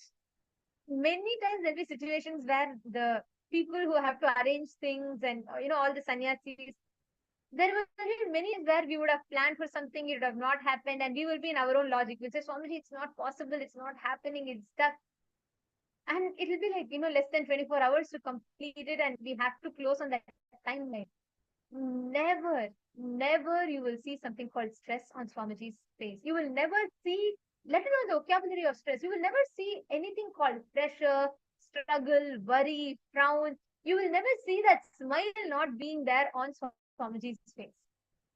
He is the most, if we have to see that ultimate leader, it is just, if you just study Swamiji's life, all of you can actually visit Nithyanandapedia. You'll find a lot of it on that.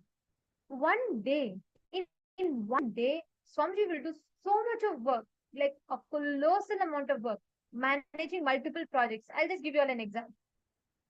Whether it is the Annadan happening in Tiruvannamalai Adinam, which feeds lakhs of people, whether it is the rituals that happens in Adi Kailash, whether it is the Ishanya projects that is conducted in various different temples around the world, or whether it is coming and giving initiations darshan, but I'm just giving you like bare minimum, very, very bare minimum, or whether it is establishing Kailasa nation, whether it is meeting with so many different important people from various different countries, whether it is attending to the devotees' prayers, every bit of it, every single day, morning to night, Swamiji will sit and work, do it. And it is not in terms of like managing. Swamiji is hands-on with it.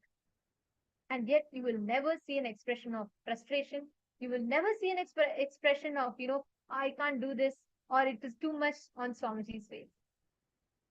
That is true leadership. But how do we manifest that space? The space of Ishwaratva, manifesting the ultimate isness. Today, all of us are going to be receiving this as initiation. This initiation, the Ishwaratva, the space, this is what all of us are going to be blessed with today. Are we all ready for this?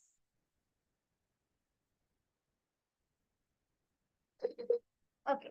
I request all the participants from everywhere. We are going to be preparing ourselves today to receive this initiation. And in order to receive this initiation, one of the most important preparation that we need to do. Actually, today we are going to be having a very important process where Swamiji will be initiating us to have a special darshan of Mahakailasa. We all learned about how Kailasa is, right? Today we learned like Swamiji described Kailasa is where, like how when you look up at the night sky in Bhuloka from planet Earth, you will actually see that there are so many stars. Like stars are like diamonds studded on the sky, and then the backdrop is like black or dark color. In Kailasa, it is complete opposite. The sky is so golden in color, you will actually see stars like black dots on the sky. This is just one quality of Kailasa that Swamiji has described.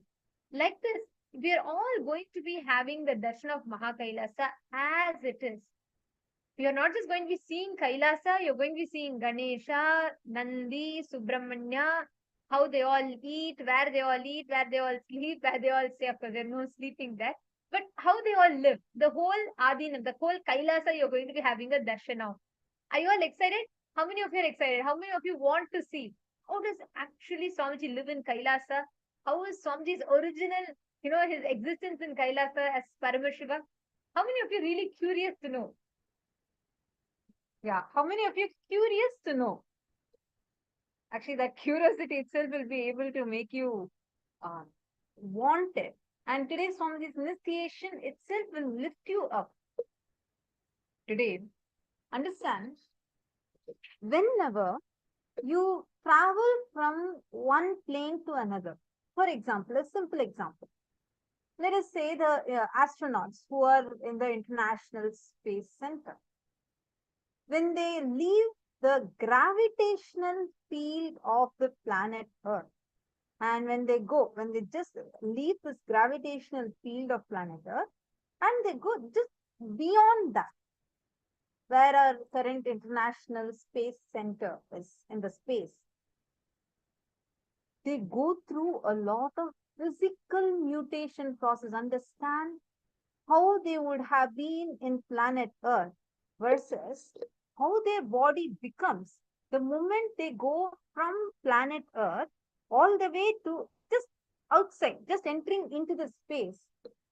Their body changes tremendously. Their body experiences a huge mutation that happens inside. This is actually a legit, you all can Google and see. This is happening, just not even moving from Bhuloka to a different loka, no, just moving from planet Earth outside its gravitational field. How many of you know about this? How the muscle mass reduces, the elasticity of muscles reduces. There's actually a detailed study conducted by multiple universities, including actually even NASA has conducted a study on this. And very recently also the study was published. There is a physical impact that happens in the body the moment you leave Earth's gravitational field itself. And we all know it, right? Even when you go to moon, your physical mass changes. You are much more lighter in moon than you are in planet Earth. This happens within like a planet to another planet itself. I request all the viewers who are live watching us right now on the YouTube, please let us know how many of you have heard of this phenomenon. See here in the Zoom, Ma Katrina, Ma Farazala, Ma Maria, okay, Ma Shukrindananda, Ma Nityanisha. Many of you have posted yes, okay. Who all has seen this effect? Who all have heard about this effect? Where just in the International Space Center, the moment the astronauts leave from planet Earth and enter into the space, their body goes through a lot of physical mutations. Their aging is different. They actually age much lesser. Who all have watched this Interstellar movie? They show in that, right? The moment this hero, he actually enters into the space and he goes into the he enters into the wormhole and goes into the planet, to a different planet. He starts aging way more slower and show how the planet Earth ages, in planet Earth, people are aging much faster. See, that might be a sci-fi movie, but actually, in reality itself, like where you see the research by NASA, you see how the people who are traveling to space, the astronauts, they are actually put through a strict exercise regime where they all are supposed to follow that strictly if they want their body to be normal, because their body goes through an intense mutation process. Imagine and see, just going from Earth, just outside its gravitational field, can have so much of a physical impact. What level of a physical impact you would be having when you're traveling not just out of planet Earth, but traveling to a completely higher state of existence, a plane of existence itself. You don't just go through physical mutation, you go through physical, conscious, and superconscious mutation. When you go to, let us say, the Swargaloka, Bhuloka is whatever we see, all that we see right now as known universe, whatever the scientists know, all those come under Bhuloka. There is one more, the Bhuvarloka, which is the unmanifest of the Bhuloka, is Bhuvarloka. We all learned about this when we learned the 14 lokas, right? Who all have listened to this session? Please let us know in the chat.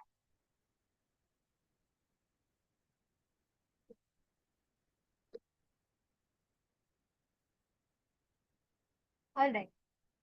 Now, each of these existence, understand, when you, especially when you go to Mahakailasa, you will, today's initiation, through today's process, you will actually be able to see clearly the whole Mahakailasa as it exists.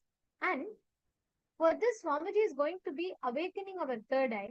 Through a very powerful process, Swamiji will be taking us to Mahakailasa and giving us the darshan of Mahakailasa as it exists. And we are going to be preparing our third eye for this process. And I'm going to request all the participants. Now we are going to be doing a very special, powerful process for this. And I request all the participants, we are going to be now entering into darshan preparation now. So I'm going to request all the participants to please bring a lamp. Please bring a lit lamp in preparation for this process. I request all the participants to please get a lamp. You can pour gingerly oil or sesame or gingerly oil or ghee. So anything is fine. Please get a normal lamp.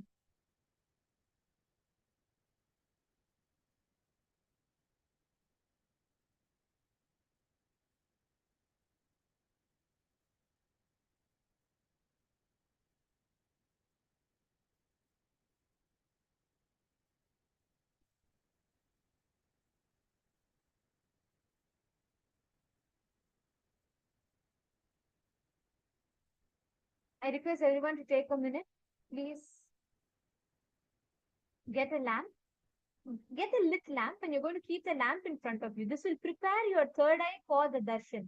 So please make sure, I request all the participants to please get a lit lamp and please place the lamp in front of you.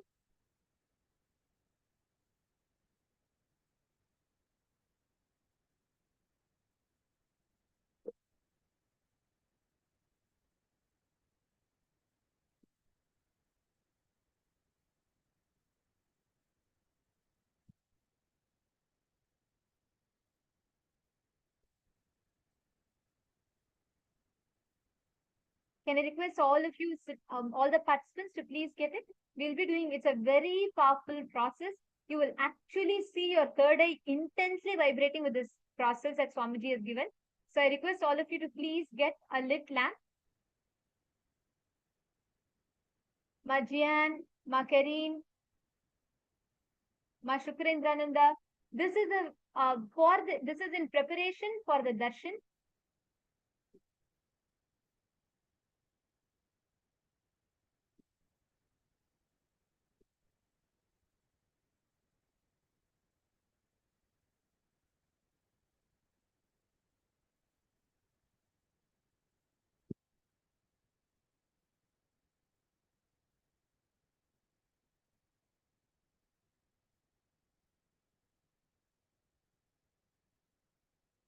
We are going to be entering into a very powerful meditation process now.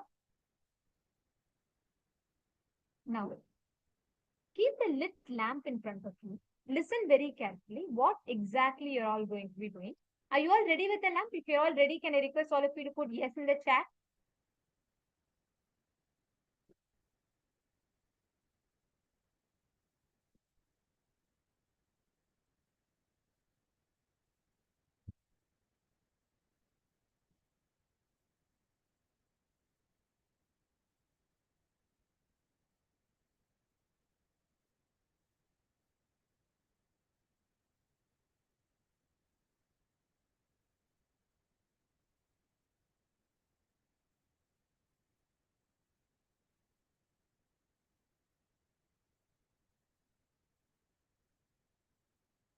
Okay, I see many participants are here with the lamp.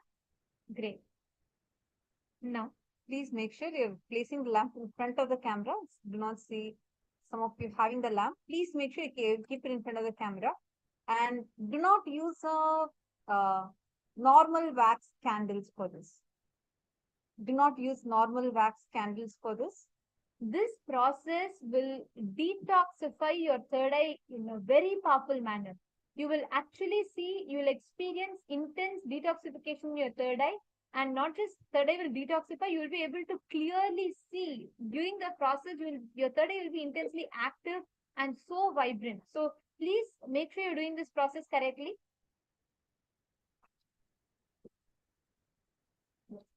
Now, sit with your head, neck, and spine in a straight line. In the first step of the process, sit cross-legged on the floor with your eyes closed. If you cannot close your eyes, that is also okay. But please bring your complete awareness to your Agnya chakra, the brow center, exactly here, the third eye region. Bring your complete awareness to the Agnya chakra.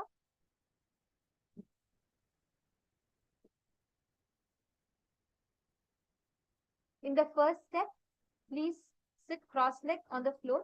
Bring your complete awareness.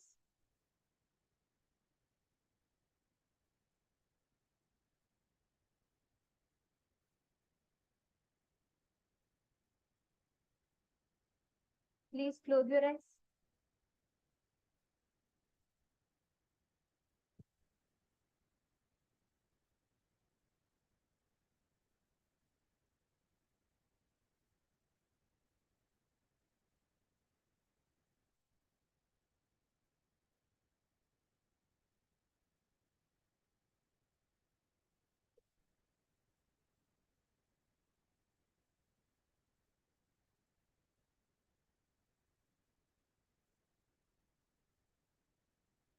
Intensely focus on your Agnya chakra, the brow center.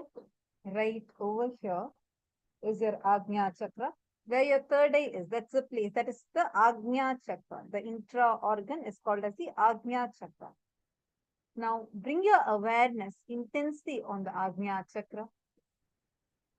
Request all the participants to do it.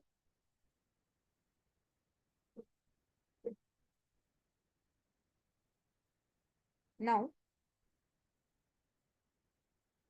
feel like you're penetrating your Agnya chakra. Intensely visualize, feel like you're penetrating inside the Agnya chakra. Please start now.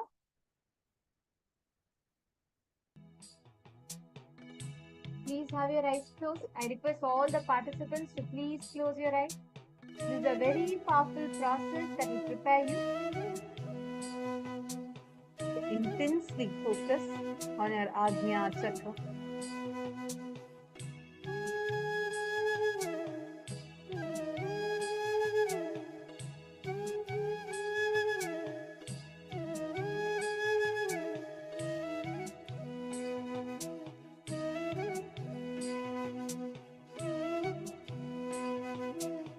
Feel like intensely your third eye is getting drilled. You will concentrate completely on your third eye region.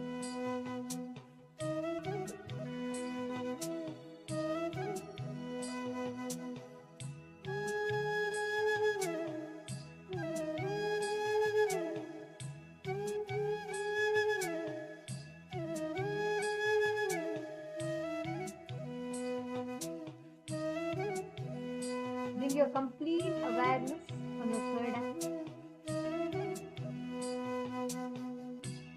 Now, open your eyes with the same intensity. Open your eyes and look at the flame of the lamp through your third eye between your eyebrows. Your eyes may blink or it may burn or tears may flow. Just allow it to happen. It is intense detoxification that happens.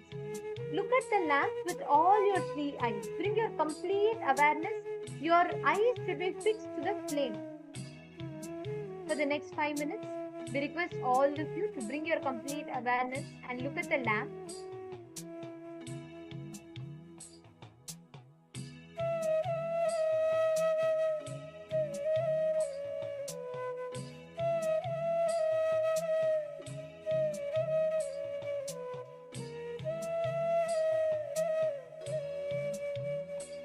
Bring your complete awareness and look at the lamp.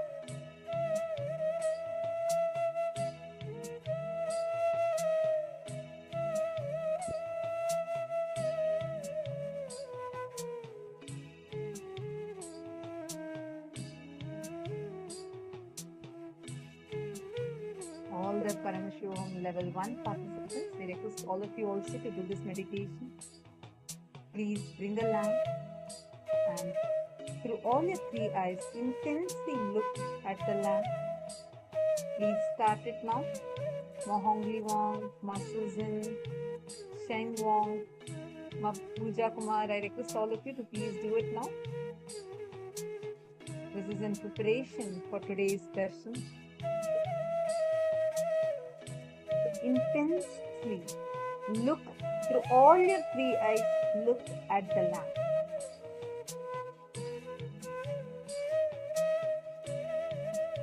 Whatever is happening, if you feel your eyes are irritated or like tears are coming, it's okay. Just look intensely at the lamp.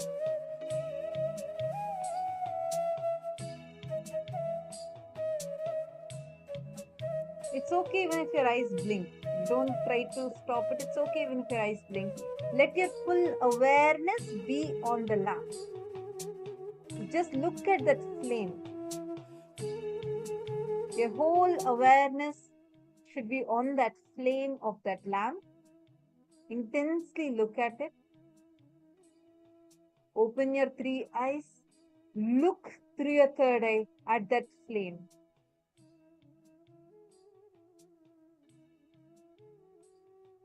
All the viewers that are watching us on YouTube, please join the meditation process.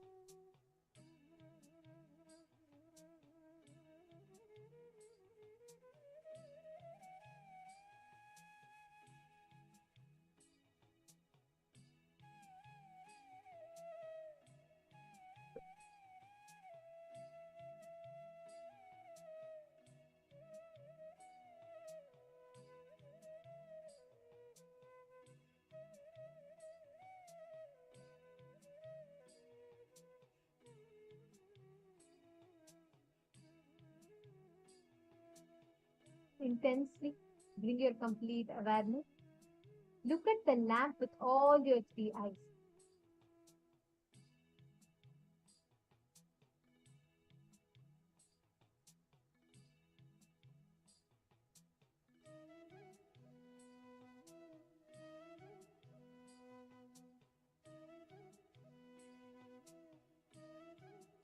You will experience so much of intense detoxification in your third eye. Now, again, please close your eyes. Please close your eyes again. Now, once again, bring your awareness to your third eye. Feel intense penetration, literally like a drilling happening in your third eye. Experience the deep penetration, like a drilling happening in your third eye. Close your eyes. Your Agnya chakra, just penetrate inside deeply. Bring your entire awareness. Sit straight. Intensely. Just bring your awareness and penetrate inside your third eye.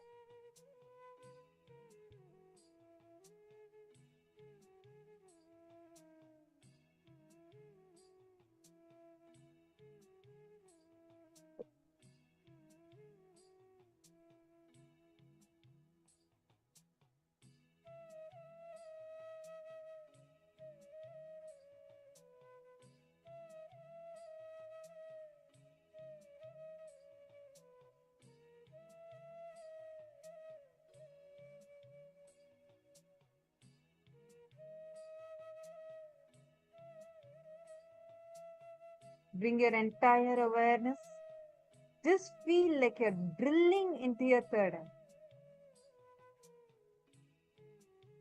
Intensely bring that penetrate, literally penetrate into your third eye. You will feel like a drill bit. In this region, you'll feel like something is intensely drilling here.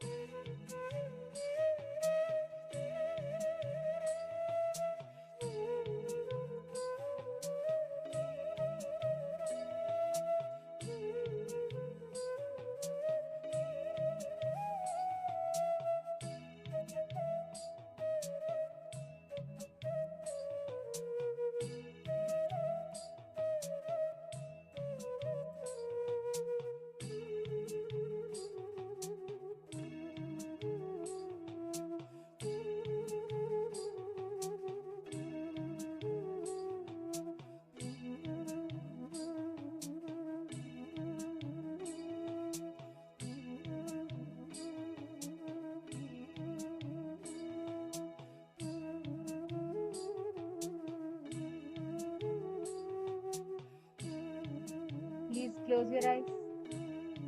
Drill, penetrate into your third eye.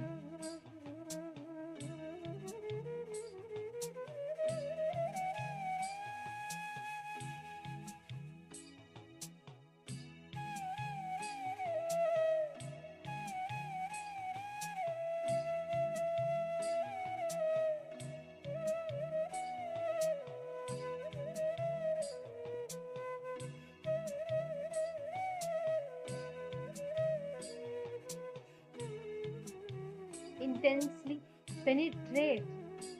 Experience that vibration in your third eye.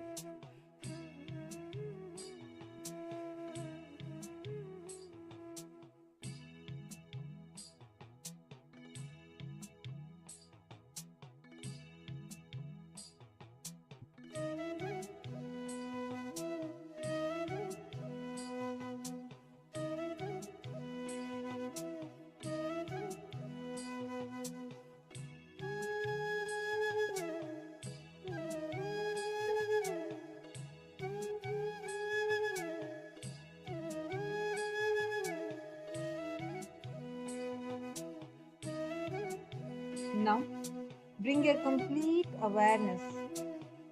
Please open your eyes. Look intensely at the flame. Once again, open your eyes through all your three eyes. Just intensely look at the lamp. Like intensely, let your all your three eyes, your third eye and your both eyes, through all your three eyes, look at the lamp intensely. Can I request all the participants to please sit straight? I'm seeing some of you are bending. Do not bend. Please have your head, neck and spine in a straight line. All the Paramashivoham Level 1 participants, I request all of you also to please come on the camera. Sit intensely and do this process. Pooja Kumar, I request you also to get the lamp intensely through your three eyes. Look at it. Like, just look at it. Wonderful. Great. Yes, just look at the flame now. Keep it right in front of you and look with all your three eyes at it. Great. Please prepare for the darshan. All the participants do the process sincerely now.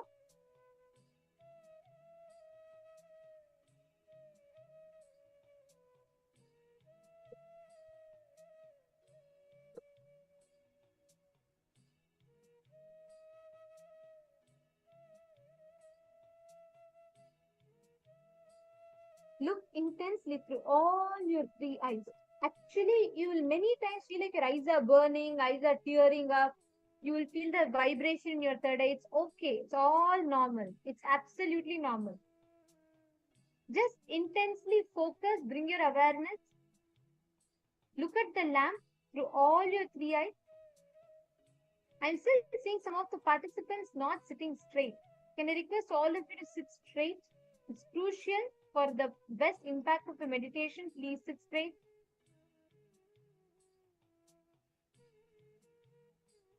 Wonderful. Continue. All of you doing really great. Now, just close your eyes. Please close your eyes. Now, do not focus on your Agnya chakra. Just relax. Close your eyes and relax. Sit in a deep, relaxed mood. Just sit. Let whatever happen, happen. Just close your eyes and sit in a deep, meditative space. Experience tremendous peace, bliss, intense restful awareness happening inside of you. See how your whole Kundalini Shakti is flowing all over your body, energizing you from within. Experience that intense, alive, active, vibrant energy in your third eye region. Experience your whole third eye vibrating with energy. Close your eyes. Just relax. Sit in this relaxed mood for some time.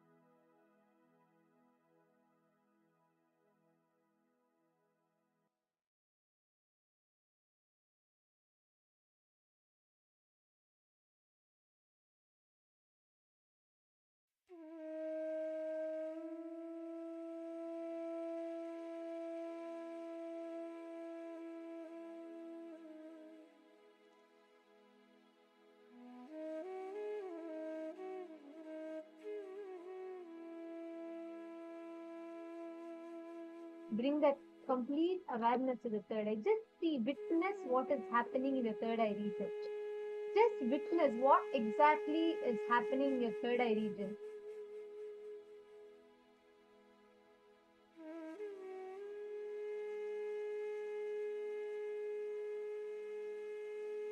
Observe the whole happening. Literally, you will feel like so much of energy coming out of your third eye.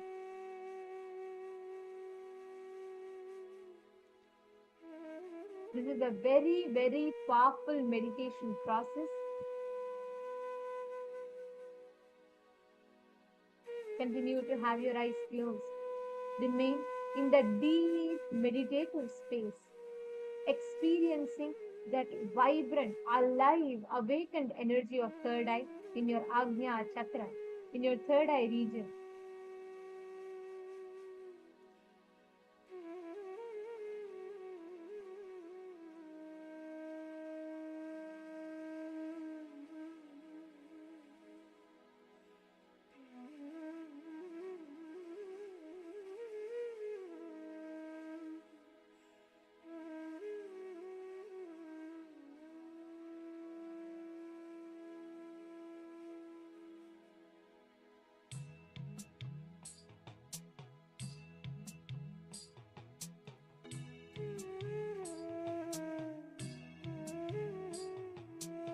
Intensely experience the deep meditative space of gratitude, Just be a witness to what is happening in your system.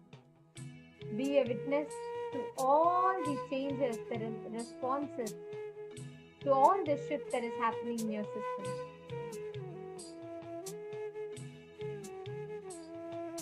Witness the powerful energy, the intense energy of the third eye, energizing your whole being.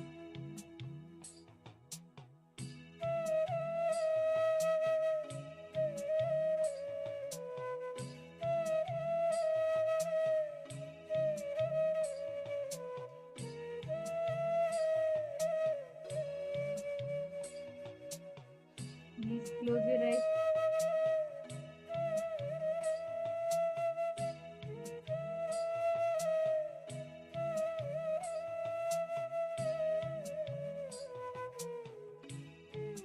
Now, as we all do the preparation to get ready to receive the darshan, we will be now chanting the Dhyana Shloka of Bhagavan Tripurantaka as he manifests for all of us in his most auspicious, most glorious form.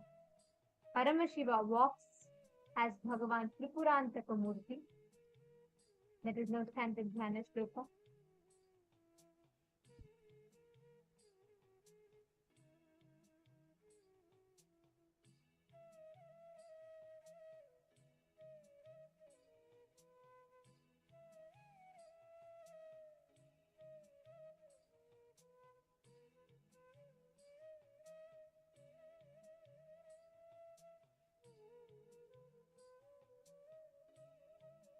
चतुर्भुजं त्रिनेत्रं च मृगं परशुधारिणं धनुर्बाणसमायुक्तम् उमया सहितं तथा सर्वाभरणसंयुक्तं दिव्याभरणसमान्वितं पत्रं दधं वामकर्णे दक्षिणे कुण्डलान्वितम् उपवीतसमायुक्तं विलसद्विद्रुमाङ्गकम् एवं त्रिपुरसंहारं रूपं प्रोक्तं महात्मभिः.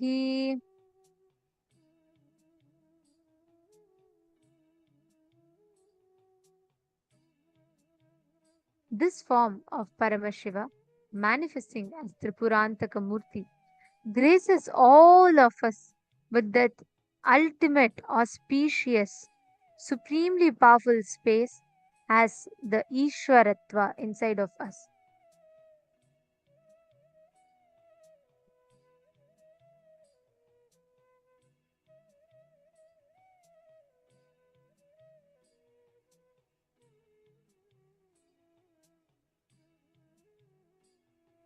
Next is the Dhyana Shloka of Rishabharudha Murti.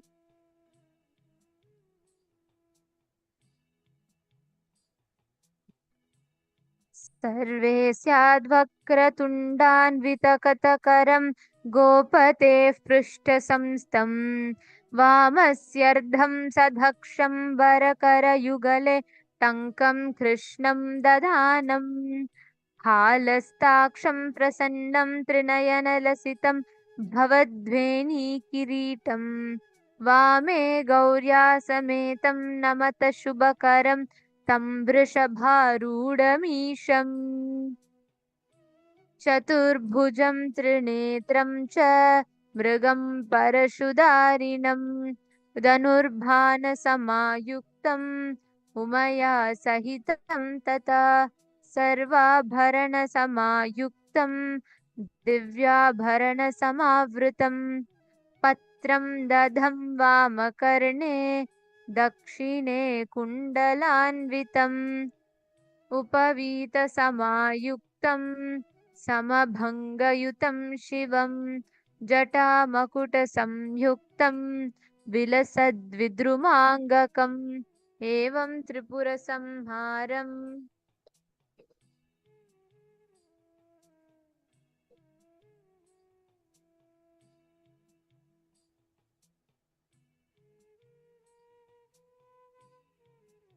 Now, it is time all of us are going to be entering into the darshan. Request all the participants to please continue to be in this deep meditative space. Continue to be in this intense meditative space. See your entire third eye region pulsating inside of you. Intensely feel the energy. The whole being is getting ready to receive the powerful, extremely auspicious darshan of Bhagavan Tripurantaka-murti. Please sit straight with your head, neck, and spine in a straight line. Drop all the distractions and sit with your eyes closed. Bring yourself to the deep meditative space of gratitude. You'll just see how intensely the energy is flowing inside of you, flooding your inner space. Just enjoy this. Let this energy fill every pore of you. Enjoy, experience that tremendous energy.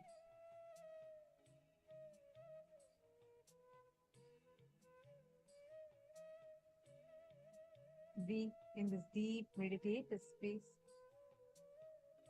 as we prepare for receiving the darshan today. We are going to have a very, very beautiful darshan of Bhagavan Tripurantaka-murti. Literally, Paramashiva himself coming with the bow and arrow, but does the whole job by opening his third eye. Today we are going to have that very extraordinarily graceful form, the darshan.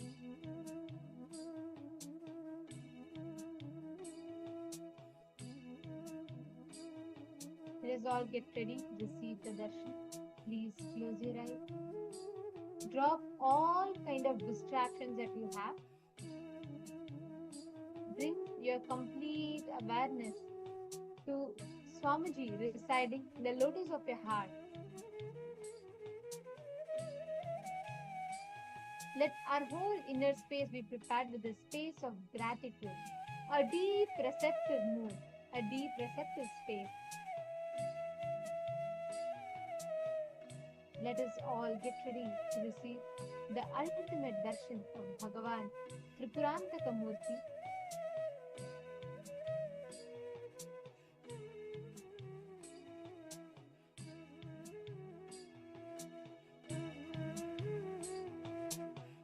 Continue to meditate in that deep, restful awareness.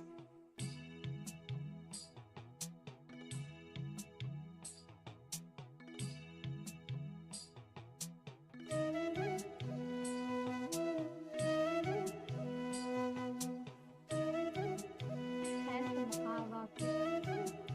Om Nityananda Paramashivoham. Now, we are going to be entering the darshan. We are now going to be having the very, very powerful darshan of Bhagavan Tripurantaka-murti and Rishabharudha-murti, forms of Paramashiva. I request all the participants. Now, during the darshan, you all can continuously post any prayers you want on the chat. You can put it on the YouTube, Facebook, Twitter, Instagram, as well as on the Zoom chats. And you will be receiving the live blessings directly from Swamiji himself. Now, let's enter into the darshan today. Swamiji is going to be showering us all directly from the highest frequency, where Swamiji is going to be in the intense samadhi and radiating through his Divya Sharira. Swamiji is going to be blessing all of us. So we are going to be having the alive darshan today, but understand it is very, very, very powerful. It is the same as live darshan, so do not miss out on this. Let us now enter into the darshan.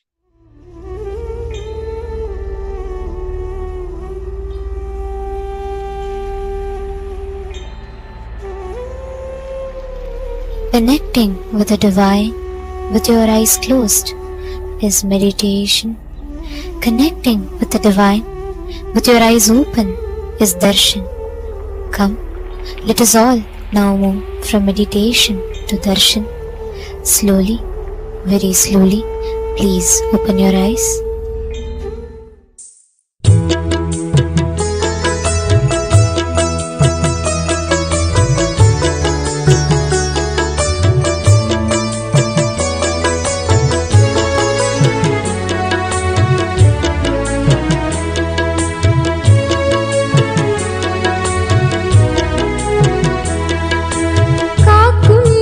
தெய்வம் இங்கு வருமோ,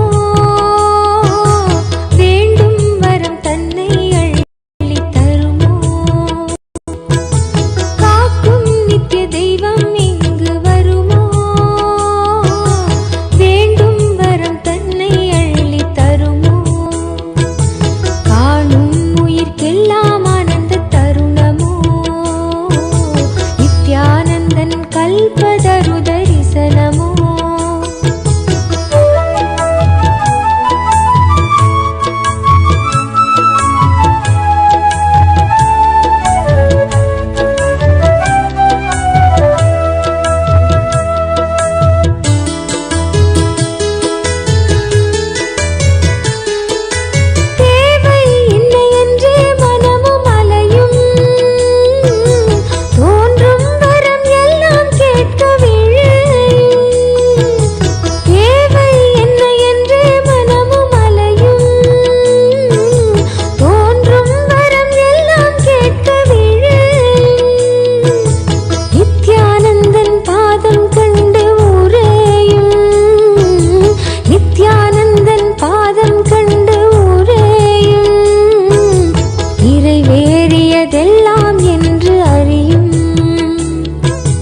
நிறைவேறியதெல்லாம் என்று அறியும்.